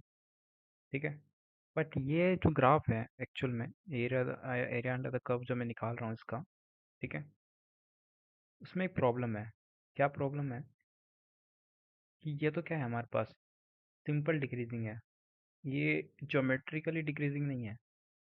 ठीक है, ज्योमेट्रिकल डिक्रीजिंग का मतलब ये है कि वो कुछ इस तरीके से डिक्रीज कर रहा है, तरीके से। ठीक है, मतलब वो कुछ इस तरीके से डिक्रीज करना चाह रहा है, कर्व लाइक। ठीक है, तो मैं बोल सकता हूँ कि ये वाला जो एरिया अंडर द कर्व आएगा, ठीक है, वो इस ट्राइंगल से तो छोटा होगा। ठीक है, मैं बोल सकता हूँ कि ये वाला जो एरिया अंडर द कर्व है, वो इससे तो छोटा ही होगा। ठीक है, और मिनिमम एरिया क्या होता है, पॉजिटिव होता है, तो जीरो से बड़ा होगा। ठीक है, जीरो से बड़ा होगा, और इस वाले से ट्राइंगल से छोटा होगा। तो इसका ट्राइंगल का एरिया निकाल देता हूँ, हाफ इंटू बेस कितना है इसका, 10 जाएगा बेस। ठीक है, इंटू हाइट, हाइट कितनी है इसकी, मैं अगर एफ ऑफ 10 को कंसिडर ना करूँ और इसकी वैल्यू जीरो ही मान के चलूँ लगभग, क्यों, क्योंकि एफ ऑफ 10 कितना है, हो जाएगा एफ ऑफ 0 इंटू 5 की पावर 9। ठीक है, इतना छोटा है, 5 की पावर 9 कितना बड़ा होता है, तो मैं इसको लगभग जीरो कंसिडर कर लेता हूँ यहाँ के लिए। तो मैं बोल सकता हूँ इसकी हाइट कितनी हो जाएगी हमारे पास, इसकी हाइट कितनी हो जाएगी, एफ ऑफ 0 इसकी हाइट हो जाएगी। ठीक है, F of 0 minus F of 10 मतलब एफ ऑफ 0 ही है लगभग। ठीक है, क्योंकि ये तो निग्लिजिबल है, काफ़ी ज़्यादा नेग्लिजिबल है। ठीक है, तो इसका एरिया कितना हो जाएगा, 5 टाइम्स एफ ऑफ 0। तो यानी कि जो एरिया अंडर द कर्व आ रहा है हमारे पास इसका, वो किसके बीच में लाई कर रहा है, 0 से, ठीक है, 5 एफ ऑफ 0 के बीच में लाई कर रहा है कहीं ना कहीं। ठीक है, ये हमारा अप्रोक्सीमेशन है। ठीक है, तो इसमें ऑप्शन नंबर, ये तो कट जाएगा, ये भी कट जाएगा, ये भी कट जाएगा, तो इसका आंसर हो जाएगा ऑप्शन नंबर ए। तो इस तरीके से आप अप्रोक्सीमेशन से भी ये क्वेश्चन कर सकते हैं। ठीक है, चलिए देखते हैं। अब हमें दे रखा है कि एम हमारे पास 3x3 मैट्रिक्स है, जिसकी 3x3 मैट्रिक्स से तो हम कुछ भी ले सकते हैं, जैसे कि मान लीजिए मैं ए बी सी डी ले लेता हूँ। ठीक है, एफ जी एच आई, ये हम लोगों ने कोई मैट्रिक्स मान लिया। ठीक है, एम। ठीक है, बोला जा रहा है कि एम x1 x2 x3 जो कॉलम मैट्रिक्स है उसको इंटू करते हैं, एम से मल्टीप्लाई करते हैं, तो वो 0 0 0 के इक्वल है। ठीक है, यानी कि वो होमोजेनियस है एक तरीके की। ठीक है, तो बोला जा रहा है कि ये चीज़ हमें गिवन है, x1 plus x two equals to zero और x2 plus x three equals to zero. तो चलिए मान लेते हैं m इक्वल्स टू x1 है। ठीक है, x2 को मैं क्या लिख सकता हूँ, माइनस का x1 लिख सकता हूँ। ठीक है, और x3 को क्या लिख सकता हूँ यहाँ से, हाँ, माइनस का x1 लिख सकता हूँ दोबारा, सॉरी प्लस का x1 हो जाएगा। क्यों, क्योंकि ये क्या है हमारे पास, x1 इक्वल्स टू कितना है, माइनस का x2 है, और माइनस का x2 किसके इक्वल है, x3 के इक्वल है। ठीक है, तो इस तरीके से लिख सकता हूँ, इक्वल्स टू क्या है, 0 0 0 है। ठीक है, m की वैल्यू मैं यहाँ पे रख देता हूँ, जैसे मैं यहाँ पे m की वैल्यू रखता हूँ, a b c d e f g h i. ठीक है, तो यहाँ से मुझे तीन इक्वेशंस मिलने वाली है। ठीक है, क्या, ए x1, ठीक है, मैं x1 को कॉमन ले लेता हूँ यहाँ से डायरेक्टली, एक सेकेंड, x1 को मैं कॉमन ले लेता हूँ, तो यहाँ मिलेगा a plus b plus c equals to 0। Second से मिलेगा माइनस का x1 equals to d plus e plus f equals to 0। और थर्ड इक्वेशन से मिलेगा x1 equals to g plus h plus i equals to 0। ठीक है, तो यहाँ पे मैं m की वैल्यू क्या लिख सकता हूँ? देखो x1 क्या है, हमारे पास नॉन ज़ीरो है। ठीक है, x1 अगर हमारे पास नॉन ज़ीरो है तो हम लोग क्या बोल सकते हैं कि इन तीनों को ज़ीरो होना पड़ेगा। ठीक है, तो यहाँ बोल सकता हूँ कि मैं a, यहाँ पे c लिख देता हूँ मैं थोड़ी देर के लिए, यहाँ d है, यहाँ पे f है, और यहाँ g है, और यहाँ पे i है। तो मैं यहाँ पे बीच वाले जो कॉलम है इसकी जगह क्या लिख सकता हूँ, यहाँ से b की वैल्यू क्या लिख सकता हूँ, माइनस ए माइनस सी माइनस डी माइनस एफ और माइनस जी माइनस आई लिख सकता हूँ। अगर मैं दो कॉलम्स का सम, एल्जेब्रिक सम, ठीक है, या लीनियर कॉम्बिनेशन लिख पा रहा हूँ, ठीक है, थर्ड रो के अंदर, ठीक है, जैसे कि मान लें lambda one A plus lambda to be. ठीक है, मैं यहाँ पे किसी कॉलम को रिप्रेजेंट कर पा रहा हूँ उसके टर्म्स में। ठीक है, तो उसका डिटर्मिनेंट क्या हो जाता है, जीरो हो जाता है। तो इस मैट्रिक्स का डिटर्मिनेंट क्या हो जाएगा, ठीक है, इस मैट्रिक्स का डिटर्मिनेंट कितना हो जाएगा, जीरो हो जाएगा। समझ गया? तो डिटर्मिनेंट ऑफ एम कितना हो जाएगा, जीरो हो जाएगा। क्योंकि मैं दो कॉलम्स का सम, एल्जेब्रिक सम, ठीक है, या एल्जेब्रिक डिफरेंस मैं थर्ड रो के बराबर लिख पा रहा हूँ, तो मैं बोल सकता हूँ कि उसका डिटर्मिनेंट जीरो हो जाता है। तो थर्ड क्वेश्चन हमारे पास है कि what is the locus of the centre of a circle passing through the origin 0,0। ठीक है, विद द फिक्स्ड रेडियस। ये हमारे पास कोई एक्स वाई प्लेन है। ठीक है, यहाँ पे 0,0 है जिसको ओरिजिन बोलते हैं। यहाँ से कोई सर्कल पास हो रहा है। ठीक है, और उसकी रेडियस हम लोग फिक्स कर देते हैं। रेडियस मैंने फिक्स कर दी। ठीक है, तो ऐसे काफ़ी सारे सर्कल पास हो रहे होंगे इस तरीके से।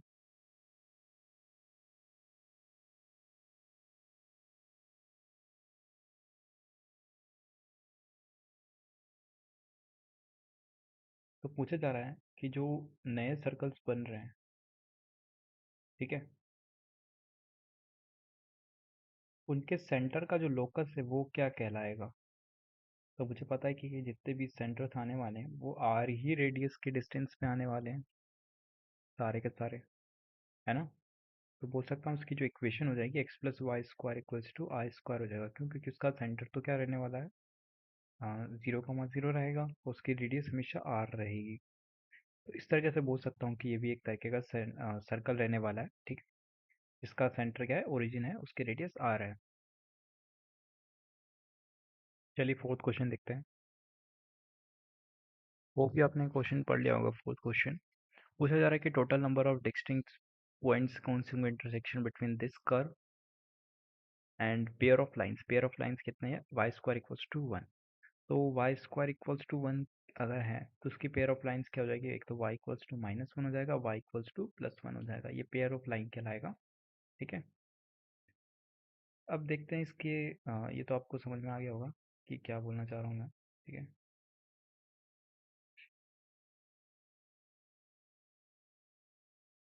तो अब देखते हैं इसके अंदर कि इस इक्वेशन का क्या मतलब है। ठीक है, y equals to x square plus four x sine alpha, जहाँ के अल्फा क्या है, कॉन्स्टेंट है, प्लस सिक्स। ठीक है, तो बोला जा रहा है कि इस कर्व और इन दोनों लाइंस के बीच में कोई इंटरसेक्शन आ रहे हैं क्या, वो भी डिस्टिंक्ट, क्योंकि दो लाइंस हैं, सेम इंटरसेक्शन भी आ सकते थे।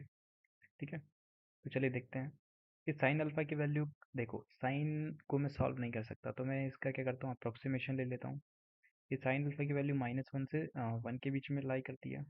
ठीक है, माइनस वन से वन के बीच में लाई करती है। ठीक है, तो इसकी ग्राफ में बना लेता हूँ। ठीक है, तो जैसे ही मैं इसका ग्राफ बनाऊंगा तो आप लोगों को एक चीज़ पता चलेगी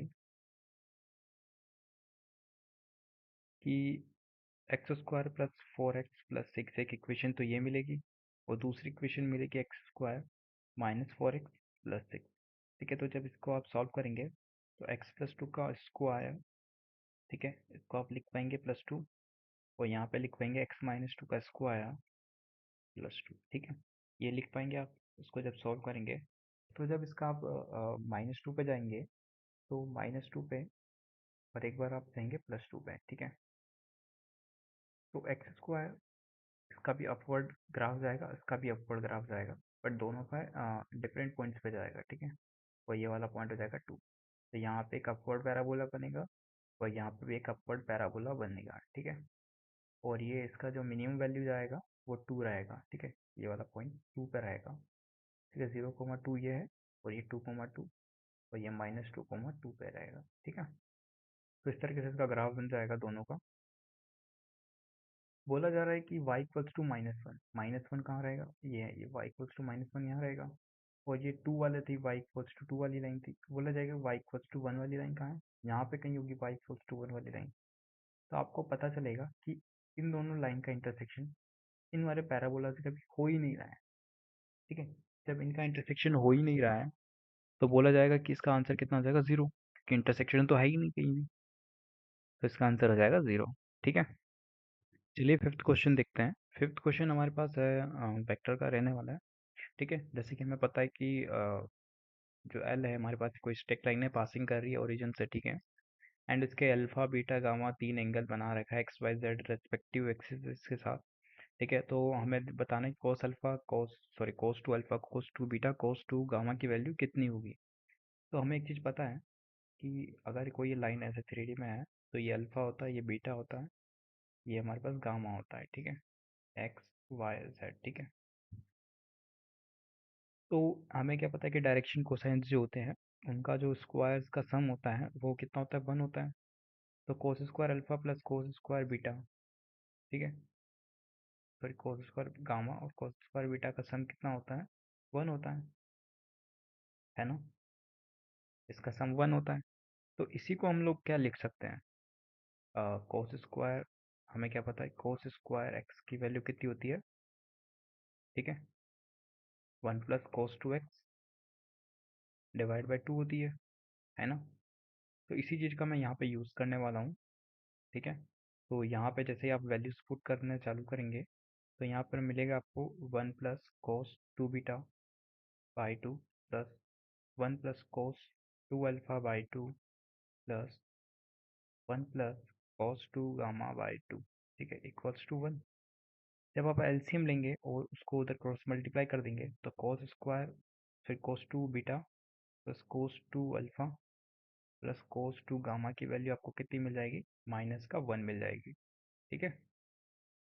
जब इसकी वैल्यू आपको -1 मिल गई है तो आपसे पूछा ही जा रहा था, तो आंसर नंबर ए जो हो जाएगा हमारे पास करेक्ट आंसर हो जाएगा इस क्वेश्चन का, ठीक है। क्वेश्चन वाला आपसे पूछ रहा है कि इसके डिस्टिंक्ट डिवाइजर्स कितने हो सकते हैं इसके मल्टीप्लिकेशंस के। तो डिवाइजर मतलब होता है कि उसको कौन डिवाइड कर सकता है, और डिफरेंट डिवाइजर्स चाहिए, जैसे कि 10 के डिवाइजर्स कितने हो सकते हैं, 2 से डिवाइड हो सकता है, 1 से डिवाइड हो सकता है, 5 से डिवाइड हो सकता है, ठीक है। तो ये इसके डिवाइजर्स हैं, ठीक है। तो अब हम लोगों को 10 भी एक इसका डिवाइजर है, ठीक है, एक्चुअल में। तो इस तरीके से हमें डिवाइजर्स निकालने होते हैं, ठीक है। तो बात करते हैं, 2 की पावर 0 हो सकता है, 2 की पावर 1, 2 की पावर 2, 2 की पावर 3 इसका डिवाइज़र हो सकता है, ठीक है। 2 की पावर 4 हो सकता है, ठीक है। 2 की पावर 9 भी हो सकता है, ठीक है। इसके डिवाइज़र्स हैं। बात करते हैं 3 की पावर 0 इसका डिवाइज़र हो सकता है, 3 की पावर 1 हो सकता है, 3 की पावर 2 हो सकता है, 3 की पावर 3 हो सकता है, अप टू 3 की पावर 19 तक इसके डिवाइज़र्स हो सकते हैं, ठीक है। तो इसके डिवाइज़र्स ये तो हो ही सकते हैं। अब इसके अलावा कोई और डिवाइज़र हो सकता है क्या? बिल्कुल हो सकता है। जब ये 2 इसके साथ एक बार इसके साथ चला जाए, एक बार इसके साथ चला जाए, एक बार इसके साथ चला जाए, अप टू तक 19 तक चला जाए किसी के साथ, 3 की पावर 19 तक, तो इसके कितने सॉल्यूशंस हो जाएंगे, इसके भी 19 सॉल्यूशंस हो जाएंगे, ठीक है, बिल्कुल। अच्छा देखो, 3 की पावर 0 के साथ जाएगा तो देखो ये भी 1 होता है और ये भी 1 होता है, तो 1 1 तो पहले ले लिया हम लोगों ने, 2 की पावर 0 भी तो 1 ही होता है, ठीक है। तो उसके साथ हमें कंसिडर नहीं करना है 3 की पावर 0 के साथ दोबारा, ठीक है। तो इसके 19 सॉल्यूशन हो जाएंगे, इसके भी 19 हो जाएंगे, इसके भी 19 हो जाएंगे, फर्दर इसके भी 19 हो जाएंगे, ठीक है। तो मैं यहाँ पे नीचे लिख देता हूँ, ठीक है। हाँ, एक सेकेंड, ठीक है। केस नंबर 1 तो ये था हमारे पास, केस नंबर 2 ये था, केस नंबर 3 ये है कि 2 की पावर 0 इंटू 3 की पावर 1, ठीक है, 2 की पावर 0 इंटू 3 की पावर 2, ऐसे चल रहा है। फिर 2 की पावर 1 इंटू 3 की पावर 1 इंटू 2 की पावर 1 इंटू 3 की पावर 2, ठीक है, ऐसे ही चलता जाएगा, ये 2 की पावर 9 इंटू 3 की पावर 1, ठीक है, 2 की पावर 9 इंटू 3 की पावर 2, और ये चलता जा रहा है 2 की पावर 0 इंटू 3 की पावर 19 तक, ठीक है, और ये भी चलता जा रहा है 2 की पावर 9 इंटू 3 की पावर 19 तक। तो ये कुल मिला के कितने हो गई है? ठीक है, तो मैं बोल सकता हूँ कि ये तो 9 इधर है, सॉरी 10 इधर की तरफ है, और 19 इधर की तरफ है, ठीक है, 19 इधर की तरफ है। तो 10 इंटू 19 कितना हो गया? 190 हो गए, ठीक है। तो 190 तो केसेस ही हो गए, ठीक है। और ये हमारे पास कितने केसेस हो गए? ये हमारे पास हो गए 10 केसेस ही हो गए। और ये वाले केस कितने हो गए हमारे पास? 19 या 20 केसेस ही हो गए। अच्छा देखो, 2 की पावर 0 1 हो गया, ठीक है, तो यहाँ पे हम लोगों को 19 केसेस देखने को मिलने वाले हैं, ठीक है, क्योंकि 3 की पावर 0 भी कितना होता है? 1 होता है। तो इस तरीके से हमें इतने सारे केसेस देखने को मिल रहे हैं इसके अंदर। और क्या केसेस हो सकते हैं? तो यहाँ हमें पता चलेगा कि कुछ केसेस रिपीट हो जा रहे हैं, जैसे कि ये वाला जो केसेस हैं ये रिपीट हो चुके हैं 2 बार। कैसे? जैसे कि मान लीजिए 2 की पावर 0, 2 की पावर 1, 2 की पावर 2 ऐसे जा रहा है, ठीक है। ये वाला देखिए आप, 19, ये वाला आप जब चेक करेंगे तो ये दोनों क्या हो जाएंगे? रिपीट हो जाएंगे एक बार, ठीक है। तो मुझे यहाँ पे माइनस का 19 भी करना पड़ेगा। तो जब मैंने यहाँ पे माइनस का 19 किया, या तो मैं इसको हटा देता हूँ। जब इसको हटा दूंगा तो यहाँ पे ये 19 करने की ज़रूरत नहीं पड़ेगी मेरे को, ठीक है। तो मेरा आंसर कितना हो जाएगा? 190 प्लस 10। तो मेरे पास यहाँ पे 200 आंसर हो जाएगा, ठीक है। इसके अलावा कोई और केसेस नहीं बन पाएंगे, तो हमारे पास ये हो जाएगा 200 आंसर, ठीक है। आप लोगों को रिपीटेशन से बचना है कुल मिला के इसके अंदर, और आपको जितने डिवाइसेस बन सकते हैं वो आपको अज्यूम करना है इसके अंदर कितने बन सकते हैं। चलिए नेक्स्ट क्वेश्चन देखते हैं, 7th क्वेश्चन। तो चलिए क्वेश्चन देखते हैं। इसमें थोड़ा सा अभी कैमरा आपको नज़र नहीं आएगा क्योंकि क्वेश्चंस काफ़ी लेंथी है ये वाला थोड़ा सा। क्या है कि मीन और स्टैंडर्ड डेविएशन हमें ये डाटा गिवन है x1 से x9 तक, और उसका म्यू और सिग्मा अपन को गिवन है। तो स्टैंडर्ड डेविएशन सिग्मा स्क्वायर कितना होता है हमारे पास? ठीक है, स्टैंडर्ड डेविएशन, सॉरी ये तो वेरिएंस हो जाएगा। स्टैंडर्ड डेविएशन के लिए हमें स्क्वायर नहीं लगाना होता है, ठीक है। उसके लिए अंडर रूट आता है स्टैंडर्ड डेविएशन के अंदर, ठीक है। वो क्या होता है? समीशन एक्स माइनस म्यू का स्क्वायर डिवाइड बाय एन, ठीक है। इसका समीशन होता है डिवाइड बाय एन। एन क्या होता है हमारे पास? नंबर ऑफ डाटा, ठीक है। बात करते हैं मीन। मीन तो आपको सभी को पता ही है, सम ऑफ डाटा। तो मीन जो हमें दे रखा है वो x1 plus x2 plus x3 up to x9 divide by 9, हमें ये चीज़ गिवन है। बोला जा रहा है कि जब मैं अ, इसके अंदर x10 को ऐड कर देता हूँ, तो बोला जा रहा है कि उसका जो म्यू है वो क्या रहता है? म्यू ही रहता है, मतलब उसका जो मीन होता है मीन ही म्यू ही रहेगा, मतलब, ठीक है। x1 plus x2 x9 plus x10 divide by 10, ठीक है। तो इसका जो मीन निकल के आएगा वो अभी भी कितना है? म्यू ही है, ठीक है। केस 2 के अंदर बोला जा रहा है कि इसका स्टैंडर्ड डेविएशन कितना होगा, ये आपको निकालना है, ठीक है। तो सबसे पहले मैं x10 की वैल्यू निकालता हूँ यहाँ से। तो यहाँ से x9 तक की वैल्यू मुझे कितनी मिल जाएगी? चल पहले कलर पेन चेंज कर लेते थोड़ा सा। हाँ, तो यहाँ से मुझे समीशन 1 से लेके 9 तक कितना मिल जाएगा एक्स आई का? 9 म्यू मिल जाएगा। तो मैं यहाँ पे 9 म्यू रख देता हूँ, ठीक है, थोड़ी देर के लिए। तो 9 mu plus 10 x10 equals to कितना हो जाएगा? 10 म्यू। तो x10 की वैल्यू कितनी हो जाएगी? म्यू के बराबर हो जाएगी, ठीक है। इसको इक्वेशन नंबर 1 दे देते ना। अब मैं यहाँ पे इसकी वैल्यू निकालना चाह रहा हूँ, सिग्मा की वैल्यू, ठीक है। Sigma equals to sigma new लिख देता हूँ मैं, जो नया वाला सिग्मा है हमारे पास वो कितना हो जाएगा? Divide by 10। सबसे पहले तो क्योंकि 10 नंबर्स हैं, समीशन 1 से लेके 9 तक, ठीक है। एक्स माइनस म्यू का स्क्वायर, ये तो सेम ही रहेगा क्योंकि जो नया हमारे पास मीन आ रहा है वो भी क्या है? पुराने वाले के बराबर है, ठीक है। और संख्या 9 तक की वही सेम है। और फिर यहाँ पे एक एडिशन हो जाएगा हमारे पास 10 वाला, ठीक है। तो मैं लिख देता हूँ म्यू माइनस म्यू का स्क्वायर। क्यों? क्योंकि x10 क्या है? म्यू के बराबर है, और मीन भी म्यू है, इसकी वैल्यू हो जाएगी 0, ठीक है। तो यहाँ पे इसकी वैल्यू कितनी थी हमारे पास पहले से ही, इसकी वैल्यू हमें पता है, बिल्कुल पता है। तो यहाँ से हमें इसकी वैल्यू मिल जाएगी। ठीक है। यहाँ पे n की वैल्यू कितनी है, हमारे पास 9 है। ठीक है। तो हमें समीशन x माइनस म्यू का स्क्वायर जो कि 1 से लेके 9 तक था, इसकी वैल्यू कितनी हो जाएगी, सिग्मा स्क्वायर इंटू 9 हो जाएगी। ठीक है। तो यहाँ से मैंने इक्वेशन नंबर 2 ले लिया और मैंने यहाँ पे रख दिया। तो सिग्मा स्क्वायर 9/10 का under root equals to sigma new हो जाएगा। तो यहाँ पे मिल जाएगा 3/√10 सिग्मा। तो ये हमारे पास आंसर आ जाएगा न्यू डेविएशन का। तो हमारे पास ऑप्शन नंबर आई थिंक ए जो हमारे पास है वो करेक्ट आंसर हो जाएगा। होप यू आपको ये चीज़ समझ में आई होगी किस तरीके से मैंने क्वेश्चंस को सॉल्व किया है। अब बढ़ते हैं नेक्स्ट क्वेश्चन की तरफ, जो कि क्वेश्चन नंबर 8 है हमारे पास, कि एक थ्री बाइज्ड कॉइन है। ठीक है। बाइज्ड कॉइन का मतलब होता है कि पहले देखिए हम लोग अनबाइज्ड कॉइन क्या होता है। अनबाइज्ड कॉइन ये होता है जिसमें जो है कि जो प्रोबेबिलिटी होती है, जिसकी हेड आने की प्रोबेबिलिटी 1/2 होती है और टेल आने की प्रोबेबिलिटी भी 1/2 होती है। मतलब किसी की तरफ बाइज्ड नहीं है, किसी की तरफ मतलब झुका हुआ नहीं है एक तरीके से। ठीक है। बट बाइज्ड कॉइन में क्या होता है, हेड और टेल आने की प्रोबेबिलिटी इक्वल नहीं होती है। मतलब यहाँ पे जैसे कि हमें गिवन है कि हेड आने की प्रोबेबिलिटी कितनी दे रखी है, 1/3 दे रखी है और ये इसकी 2/3 दे रखी है। ठीक है। तो यानी कि ये अनबाइज्ड कॉइन है, सॉरी बाइज्ड कॉइन है, मतलब किसी की तरफ झुका हुआ है ज़्यादा, ये टेल की तरफ ज़्यादा झुका हुआ है। ठीक है। गद्दार है एक तरीके का। ठीक है। दे रखा है कि कंसिडर एक्सपेरिमेंट टॉसिंग 3 टाइम्स, एक कॉइन को 3 बार टॉस किया जाता है। ठीक है। उसके अंदर पूछा जा रहा है, कंडीशनल प्रोबेबिलिटी पूछी जा रही है। ठीक है। ई की गिवन है कि एफ ऑलरेडी हो चुका है, एफ ऑलरेडी हो चुका है। ठीक है। तो एफ क्या है basically, first coin shows tail, पहला कोइन टेल शो कर रहा है। ठीक है। और बोला जा रहा है कि एट लीस्ट 2 हेड्स शो हो रहे हैं।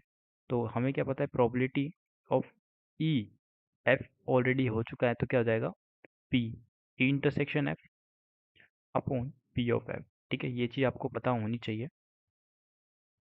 तो फर्स्ट कॉइन पे टेल आने की प्रोबेबिलिटी कितनी होती है, 4 टाइम्स हो सकती है। जैसे कि मैं बोल सकता हूँ 4 टाइप की हो सकती है। हाँ बिल्कुल। Head head head, head tail head. ठीक है। हेड हेड टेल, और बोल सकता हूँ कि हेड हेड, सॉरी, हाँ हेड टेल टेल। ठीक है। पहला तो ये केस हो सकता है। दूसरा केस क्या हो सकते हैं, tail tail tail, tail head tail, tail tail head और टेल हेड हेड। ठीक है। ये 8 केस हो सकते हैं। ठीक है। 8 केसेस हो सकते हैं जब 3 बार टॉस करते हैं। तो इसमें से आपको एक चीज़ समझ में आएगी कि बोल रहा है पहली बार तो हमें प्रोबेबिलिटी बतानी है किसकी, फर्स्ट कोइन शो टेल, पहला कोइन जो उछाला गया है वो टेल शो कर रहा है। तो इसकी प्रोबेबिलिटी कितनी हो जाएगी, 4/8 हो जाएगी। ठीक है। डिनोमिनेटर में तो हमें समझ में आ गया। ठीक है। बोल रहा है कि अब पी इंटरसेक्शन एफ क्या है, सॉरी ई इंटरसेक्शन एफ क्या है हमारे पास, कि एटलीस्ट 2 हेड हो और फर्स्ट कोइन टेल शो हो रहा हूँ, फर्स्ट कोइन टेल शो हो रहा हूँ। ठीक है। पर एक चीज़ यहाँ पे प्रॉब्लम हो चुका है। प्रॉब्लम क्या हो चुका है कि ये जो चीज़ लिख रहे हैं ना वो चीज़ गलत है। ये जो लिख रहे हैं पी ऑफ एफ वो चीज़ गलत है। ये हम लोग लिख सकते थे 1/4, कब, जब लिख सकते थे 1/4 या 4/8, जब ये क्या होता है, अनबाइज्ड होता। ठीक है। तो अनबाइज्ड की कंडीशन में लिख पाते हैं, बट यहाँ कोइन क्या है, बाइज्ड है। तो हम लोगों को जो है टेल टेल टेल की जो प्रोबेबिलिटी है वो किस तरीके से लिखनी होती है वो चीज़ आपको समझ में आनी चाहिए। टेल टेल टेल की प्रॉपर्टी कितना हो जाएगा, 1/2 1/2 वन, सॉरी कितना हो जाएगा, 3/2। ठीक है। 3/2 इंटू 3/2 ठीक है, प्लस 3/2 दो बार टाइम हो जाएगा, 3/2 इंटू 1/3। ठीक है। इस तरीके से फिर हमारे पास 3/2 दो बार है तो इसको मैं 2 ड्राइंग कर देता हूँ, क्योंकि ये चीज़ और ये चीज़ सेम है, ऑर्डर से कोई फ़र्क नहीं पड़ता मल्टीप्लिकेशन में। ठीक है, फिर बाद में हमारे पास 2/3 इंटू 1/3 इंटू 1/3। तो इस तरीके से हमारे पास डिनोमिनेटर तो तैयार हो गया पी ऑफ एफ। बात करते हैं E intersection F. Intersection F क्या है हमारे पास, कि पहला कोइन तो हमारे पास क्या है यहाँ पे, अरे यार ये बहुत गंदा कर दिया है। ठीक है, इनको हटाना पड़ेगा। तो जो पहला कोइन है हमारे पास, इस क्वेश्चन को इधर ले आता हूँ मैं। जो पहला कोइन है हमारे पास एफ वाला, वो क्या है, फर्स्ट शो टेल, पहला वाला टेल शो कर रहा है, सेकंड वाला जो बाकी के हैं वो एटलीस्ट दो हेड शो कर रहे हैं। पहला वाला टेल, बाकी के दो हेड। ठीक है, तो पहला वाला टेल है, बाकी के दोनों हेड है, तो ये वाला कंडीशन हो जाएगा, सिंपल है ना। तो उसका ये वाला लिख देता हूँ मैं ऊपर की तरफ, सिंपल। तो यहाँ लिख देता 2/3 इंटू 1/3 इंटू 1/3, क्योंकि हमें इंटरसेक्शन लेना है, सिंपल। ठीक है, तो क्वेश्चन को जब जैसे ही आप सॉल्व करेंगे, तो देखिए थ्री थ्री, ये जो थ्री है वो नीचे वाले थ्री से कैंसिल हो जाएंगे, तो ऊपर बचेगा टू, सिंपल। नीचे बचेगा एट, प्लस यहाँ पे भी एट एक और बार आएगा, और यहाँ पे आई थिंक टू एक और बार आएगा। ठीक है, तो यहाँ आ जाएगा 2/16 प्लस टू कितना हो जाएगा,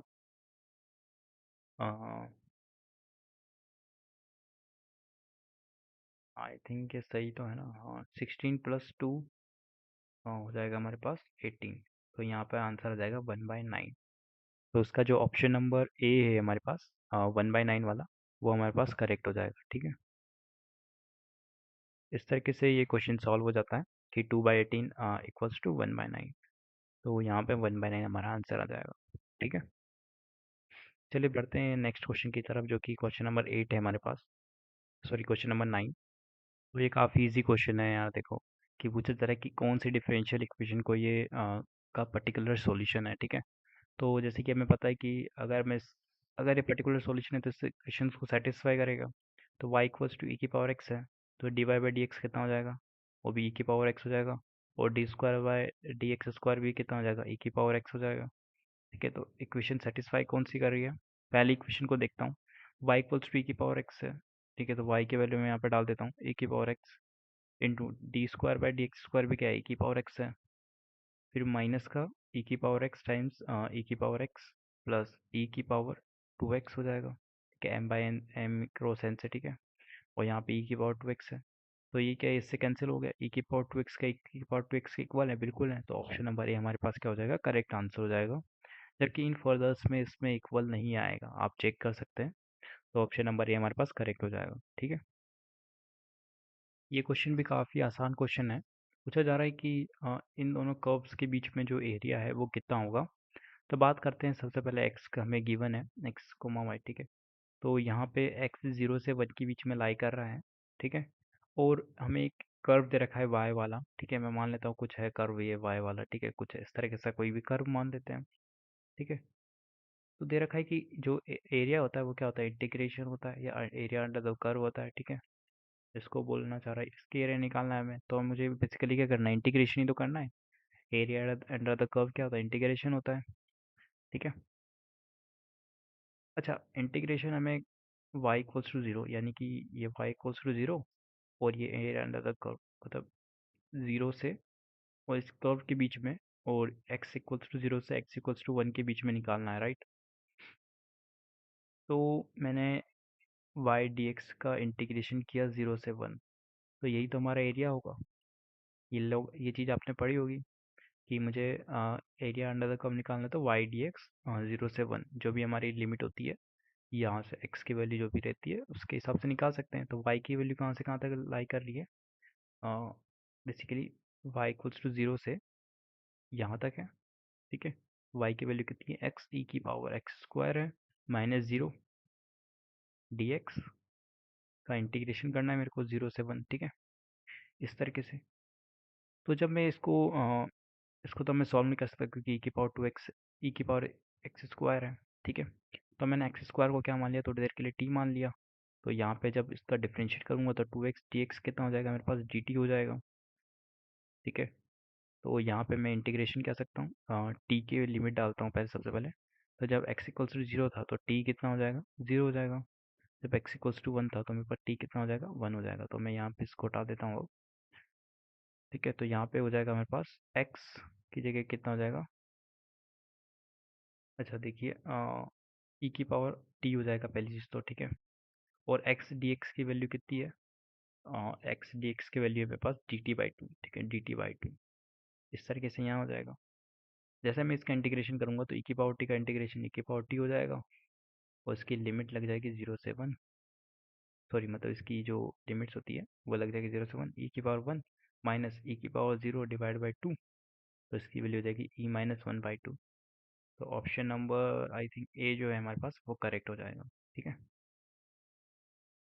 चलिए अगला क्वेश्चन देखते हैं, क्वेश्चन नंबर 11। पूछा जा रहा है कि इस ऑब्जेक्टिव फंक्शन है, ठीक है, z equals to x minus y. पूछा जा रहा है कि इन तीनों कंस्टेंट पे पूछा जा रहा है कि मिनिमम वैल्यू ऑफ z क्या हो सकती है। इस z की मिनिमम वैल्यू क्या हो सकती है अब वो कंस्टेंट, कंस्टेंट मतलब कंडीशन हमें गिवन है, ठीक है, कंडीशन हमें गिवन है। इस कंडीशन को फॉलो करने के बाद z की मिनिमम वैल्यू क्या हो सकती है। चलिए इसका कुछ ग्राफ बनाते हैं सबसे पहले तो पहली क्वेश्चन की बात करते हैं, x plus two y, sorry एक सेकेंड, यहाँ पे पेन चेंज, ठीक है। सबसे पहला है x plus two y equals to 10, ठीक है। मैं इसको इनइक्वलिटी को भी हटा दे रहा हूँ, ठीक है। तो जो इसकी इक्वेशन सॉल्व होने के बाद है कि x by 10 plus y by 5 equals to 1, यानी कि इसका एक्स इंटरसेप्ट 10 है, वाई इंटरसेप्ट 5 है, ठीक है। तो मैं यहाँ पे 5 टुकड़े कर लेता हूँ इसके, ठीक है? एक 5 टुकड़े मैंने यहाँ कर लिए, और यहाँ पे मैं 10 कर लेता हूँ, 4 5 6 7 8 9 10, ठीक है, यहाँ पे है। तो ये वाला लाइन कुछ इस तरीके से पास हो रहा है, ठीक है। बोला जा रहा है कि लेस देन है, 10 से लेस देन है, तो मतलब इस वाले के एरिया के नीचे वाला जितना भी एरिया आएगा उस लाइन को सेटिस्फाई करेगा, ठीक है। बात करते हैं सेकंड इक्वेशन की, x by two plus y by two equals to 1 हो जाएगा, यानी कि 2/2 पे ये इंटरसेक्ट कर रहा है इस तरीके से, ठीक है।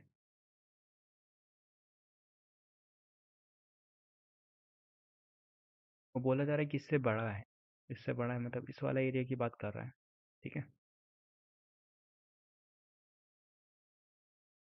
थर्ड है हमारे पास इक्वेशन है, वो दे रखी है x greater than equals to zero, y greater than equals to zero, मतलब वो इस तरह की बात कर रहा है पहली चीज, और इसके ऊपर वाले एरिया की बात कर रहा है ना। तो यानी कि कुल मिला के हमारे पास क्लोज रीजन तो ये वाला बन गया, ठीक है। ये जो मैंने अभी किया है इसको खराब, तो ये वाला ही एरिया हमारे पास क्या है, रीजन है वो जो हमें निकालना है। अब सबसे इम्पोर्टेंट थिंग क्या है कि ये चीज़ क्या है, ठीक है, वो चीज़ क्या गिवन है हमें, वो सबसे इम्पोर्टेंट है, ठीक है। तो चलिए देखते हैं, y इक्वल्स टू कितना हो जाएगा, x माइनस जेड हमारे पास एक इक्वेशन मान लेते हैं, ठीक है। y माइनस जेड हमारे पास कोई इक्वेशन है, ठीक है। तो हमें पता है, क्या पता है कि y इक्वल्स टू एक्स क्या होती है हमारे पास, यहाँ से पास होने वाली लाइन है ये वाली, ठीक है। तो ये वाली इंटरसेप्ट कितना था हमारे पास 5, आई थिंक 2 है ये, और ये हमारे पास 5 है, ठीक है। तो इस वाली इक्वेशन कितनी हो जाएगी जो सेटिस्फाई करेगी इस चीज़ को, y equals to x plus two हो जाएगी, और यहाँ पे कितनी हो जाएगी, y equals to x plus 5, ठीक है। ये हो जाएगा, ठीक है, ये दोनों इक्वेशंस, ठीक है। और यहाँ पे कितनी हो जाएगी, y equals to x minus two हो जाएगी, ठीक है। यहाँ पे -2 पे इसको कट करेगा क्योंकि स्लोप तो 1 है, क्योंकि ये 2 है तो ये भी 2 हो जाएगा। और यहाँ पे मैक्सिमम कितनी हो जाएगी इधर की तरफ, y equals to x minus 10 हो जाएगी, ठीक है। तो हमें यहाँ पे पता चलेगा कि z की कितनी कितनी वैल्यू आ रही है, z क्या है, -z है यहाँ पे, तो -z है तो मतलब यहाँ पे एक तो -5 आ रही है, -5, फिर है -2, फिर एक +2, एक है +10। तो इसकी मिनिमम वैल्यू पूछी रही है कि मैक्सिमम वैल्यू पूछी जा रही है z की, मिनिमम वैल्यू, तो मिनिमम वैल्यू कितनी हो जाएगी, -5, तो -5 ये है, तो ये हमारे पास आंसर हो जाएगा इस तरीके से, ठीक है। तो z की वैल्यू कितनी हो जाएगी, -5 हो जाएगी। 15th सॉरी 13th क्वेश्चन जो है हमारे पास, वो हमारे पास डिफरेंशियल इक्वेशन का है, ठीक है। डिफरेंशियल फंक्शन हमें गिवन है, ठीक है। डिफरेंशियल फंक्शन जो हमें गिवन है उसके एफ ऑफ ज़ीरो पे ज़ीरो वैल्यू गिवन है, और एफ ऑफ वन किस चीज़ के बीच में लाई कर रहा है हमें फाइंड करना है। ठीक है, तो बात करते हैं कि एफ ऑफ वन क्या है। पहली चीज़ तो जो फंक्शन है हमारे पास उसका डोमेन दे रखा है -1 से 2। ठीक है, तो मैं यहाँ पर डोमेन लिख देता हूँ। डोमेन क्या है हमारे पास, -1 से 2 के बीच में हमारे पास डोमेन है। बात करते हैं रेंज। रेंज इसकी क्या है, रियल नंबर है। ठीक है, डोमेन और रेंज जब गिवन होता है तो काफ़ी इंपॉर्टेंट हो जाता है कि क्वेश्चन क्यों गिवन कर रहा है ये डाटा। ठीक है, बात करते हैं एफ डैश एक्स कितना होता है, d y by d x कहलाता है। ठीक है, और उसकी वैल्यू हमें गिवन है 2/x² - 5। ठीक है, जब मैं इसको क्रॉस मल्टीप्लाई करता हूँ, ठीक है, तो d Y equals to 2/x - 5, x+5 लिख सकता हूँ मैं। ठीक है, और यहाँ पे डी एक्स इस तरीके से। ठीक है, जब मैं इसका पार्शियल फ्रैक्शन करता हूँ या इसको डिनोमिनेटर को स्प्लिट करता हूँ, तो 2/10 टाइम्स ऑफ, इसको ऐसा लिख सकता हूँ 1/x - 5 प्लस, सॉरी माइनस का 1/x+5 लिख सकता हूँ मैं इस तरीके से। ठीक है, इस तरीके से लिख सकता हूँ मैं अभी के लिए। ठीक है, आप एलसीएम लेके चेक कर सकते हैं, यही चीज़ बनेगी ऊपर वाली। ठीक है, अब मैं बात करता हूँ डी वाई बाई। ठीक है, मैं बात करता हूँ डी वाई का। जब मैं इंटीग्रेशन करने जाता हूँ तो प्रॉब्लम ये आ रही है मेरे को कि मैं इस चीज़ का इंटीग्रेशन नहीं कर सकता। क्यों नहीं कर सकता, इसका इंटीग्रेशन होता है 1/x का इंटीग्रेशन होता है ln x। ठीक है, जब मैं ln x क्या, और x क्या होना चाहिए, पॉजिटिव होना चाहिए हमेशा, 0 से बड़ा होना चाहिए। बट x-5 इस डोमेन के लिए नेगेटिव है, तो मैं इसका इंटीग्रेशन तो कर ही नहीं सकता। तो मैंने क्या किया, सबसे पहले -1 कॉमन ले लिया यहाँ से। ठीक है, तो यहाँ पे बन गया 5 - x, इसके इस वाले ब्रैकेट के लिए, और माइनस का x+5। x+5 में कोई प्रॉब्लम नहीं है इंटीग्रेशन के अंदर।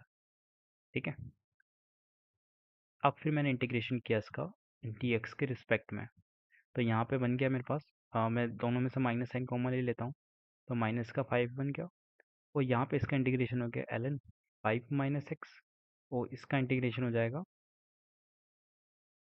ln x+5। ठीक है, और यहाँ पे हो जाएगा y।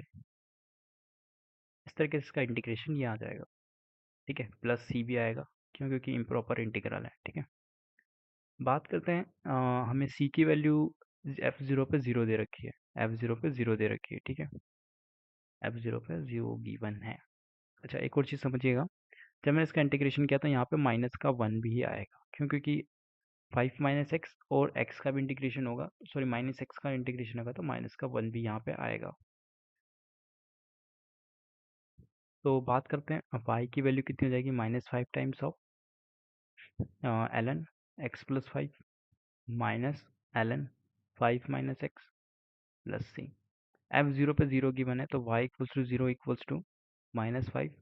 जब मैंने यहाँ पे रखा ln 5 माइनस ln 5 हो जाएगा, प्लस सी की वैल्यू कितनी आ जाएगी, यहाँ से 0 निकल के आ जाएगी, क्योंकि ये 0 हो जाएगा, सी की वैल्यू भी 0 हो जाएगी, तो यहाँ पे भी इसकी वैल्यू होगी 0। तो y equals to f of 1 की वैल्यू पूछी जा रही है, तो -5 times of f of, sorry ln, इसके अंदर वैल्यू पुट करूँगा मैं, तो कितना हो जाएगा ln, तो इसकी वैल्यू 4 चली जाएगी। ठीक है, माइनस का ln 4 प्लस ln 6। ठीक है, तो हमें क्या पता है कि ln 6 ln 4 से तो बड़ा होता है, और -5 से मल्टीप्लाई है, तो यानी कि ये चीज़ तो पॉजिटिव है और ये वाली चीज़ नेगेटिव है, तो ओवरऑल मल्टीप्लिकेशन कितना आ जाएगा, नेगेटिव आ जाएगा। तो वाई एफ ऑफ 0 कितना हो जाएगा, एक नेगेटिव वैल्यू है, सॉरी एफ ऑफ 1 क्या, एक तरह की नेगेटिव वैल्यू है ना। तो एफ ऑफ 1 अगर नेगेटिव है तो ये तो गया, ये भी गया, ये भी गया, तो आंसर नंबर ए जो हमारे पास है वो हमारे पास करेक्ट आंसर हो जाएगा इसका। ठीक है, अब बात करते हैं नेक्स्ट क्वेश्चन की, जो कि हमारे पास क्वेश्चन नंबर 14 है। क्वेश्चन नंबर 14 हमें बता रहा है कि F of x sign 3x के बराबर है, और 0 से π/2 उसका डोमेन है हमारे पास। तो पूछा जा रहा है कि इस इंटरवल में कौन सा इंक्रीजिंग होगा, कौन सा डिक्रीजिंग होगा। तो सबसे पहले इसका ग्राफ बना लेते हैं। ठीक है, जैसे आप इसका ग्राफ बनाएंगे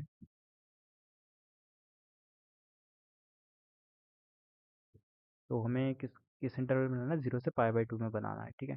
तो ये मेरे पास 0 मान लेता हूँ मैं यहाँ पे, एक सेकेंड, ये मेरे पास 0 है और ये मेरे पास π/2 है यहाँ पे कहीं पे, ठीक है। तो बात करते हैं, इसके मैं कुछ और भी स्प्लिट्स कर देता हूँ, यहाँ पे मैं लिख देता हूँ कुछ, इसको हटा देते हैं यहाँ पे, ठीक है। यहाँ पे लिख देता हूँ π/3, π/6 एंड यहाँ पे लिख देता हूँ π/3, ठीक है, ताकि कुछ इंटरवल्स हमारे पास और भी आ जाए। बात करते हैं कि इस फंक्शन की वैल्यू 0 पे कितनी हो जाएगी, 0 रहेगी। π/2 पे कितनी हो जाएगी, -1 हो जाएगी, ठीक है। यहाँ पे -1 कर देता हूँ, यहाँ पे +1 कर देता हूँ, ठीक है। तो इसकी वैल्यू यहाँ पे कितनी आ जाएगी, हमारे पास यहाँ पे तो 0 मिल रही थी 0 पे, और यहाँ पे π/2 पे कितनी हो रही है, -1 मिल रही है, क्योंकि क्या हो जाएगा sin 3 π/2 कितना होता है हमारे पास, -1 होता है, ठीक है। बात करते हैं सेकंड क्वेश्चन, सेकंड वाले की, जो है हमारे पास sin 3 इंटू π/6, π/6 पे कितनी मिल रही है इसकी वैल्यू, π/2 हो जाएगा, sin π/2 की वैल्यू होती है 1, ठीक है, तो इसकी वैल्यू हो जाएगी 1, ठीक है। बात करते हैं sin 3 इंटू π/3, π/3 की वैल्यू कितनी हो जाएगी इस पर, ये से जाकर साइन पाई कितना होता है, 0 होता है, और ये तो हमारे पास 1 हो चुका था, ठीक है। तो यहाँ पे 0 हो जाएगी वैल्यू, ठीक है। और फिर इधर से तो हमें क्या पता है, कंटिन्यूस साइन फंक्शन एक तरह का, एक बार ऊपर जाएगा एक बार नीचे जाएगा, और नीचे जाते जाते -1 को टच कर जाएगा, ठीक है। तो इस तरीके से हमारे पास ये तीन सॉरी ग्राफ बन जाएगा कंटिन्यूस, ठीक है, साइन का। फिर बात करते हैं π/4 से π/2, तो देखो यहाँ पे कहीं π/4 आएगा, ठीक है, ये रहा π/4 कहीं यहाँ पे आएगा, ठीक है। तो π/4 से π/2 के अंदर क्या है, ये डिक्रीजिंग है, हाँ बिल्कुल है, सही है। π/4 से π/2 में क्या इंक्रीजिंग है, बिल्कुल गलत है। π/4 से π/3 में इंक्रीजिंग है, बिल्कुल गलत है। बात करते हैं π/4 से π/3 में डिक्रीजिंग है, बिल्कुल सही है। बात करते हैं π/3 से π/2 में ये इंक्रीज कर रहा है क्या, नहीं, ये गलत है। तो ऑप्शन नंबर ए हमारे पास क्या हो जाएगा, सही हो जाएगा, ठीक है। बात करते हैं 15 क्वेश्चन की। तो 15 क्वेश्चन है हमारे पास स्क्रीन पे अभी, ठीक है। बात करते हैं कि पूछा जा रहा है कि कौन सा डिफरेंशिएबल है x इक्वल टू 0 पे। तो डिफरेंशियल कब कब हो सकता है, पहले चीज़ तो कंटिन्यूस होना चाहिए फंक्शन, ठीक है। कंटिन्यूस होने के बाद उस पर कोई भी शार्प पॉइंट नहीं आना चाहिए, ठीक है, शार्प पॉइंट नहीं आना चाहिए, ठीक है, और डिफाइंड होना चाहिए फंक्शन की वैल्यूज पॉइंट पे। तो बात करते हैं कि हमें कुछ फंक्शन दे रखे हैं, तो मैं सबसे पहले इनके ग्राफ बना लेता हूँ। तो ये हमारे पास ग्राफ आएंगे इसके, ठीक है। मैंने ग्राफ बना दिए इसके, थोड़े गंदे बनाए, मानता हूँ, ठीक है। बात करते हैं 0 पे, 0 पे आप लोगों को देखने को मिलेगा कि इन तीनों के अंदर तो क्या मिल रहा है, हमें शार्प पॉइंट देखने को मिल रहा है 0 पे, ठीक है। जैसे कि मैंने बोला कि यहाँ पे शार्प पॉइंट देखने को मिल रहा है, तो ये तो क्या हो जाएगा, नॉट डिफरेंशिएबल हो जाएंगे, और ये वाला क्या हो जाएगा, डिफरेंशिएबल हो जाएगा, क्यों, क्योंकि यहाँ पे स्मूथ कर्व है, ठीक है, डिफरेंशिएबल फंक्शन हो जाएगा एट 0, ठीक है। तो इस तरीके से आप 15 क्वेश्चन तो सॉल्व कर सकते थे इजीली। तो इस वीडियो के लिए अभी इतना ही। जो हमारे पास फिजिक्स और बायो रहेगा वो हम लोग नेक्स्ट लेक्चर में डिस्कस करने वाले हैं। तो मिलते हैं नेक्स्ट लेक्चर में, धन्यवाद।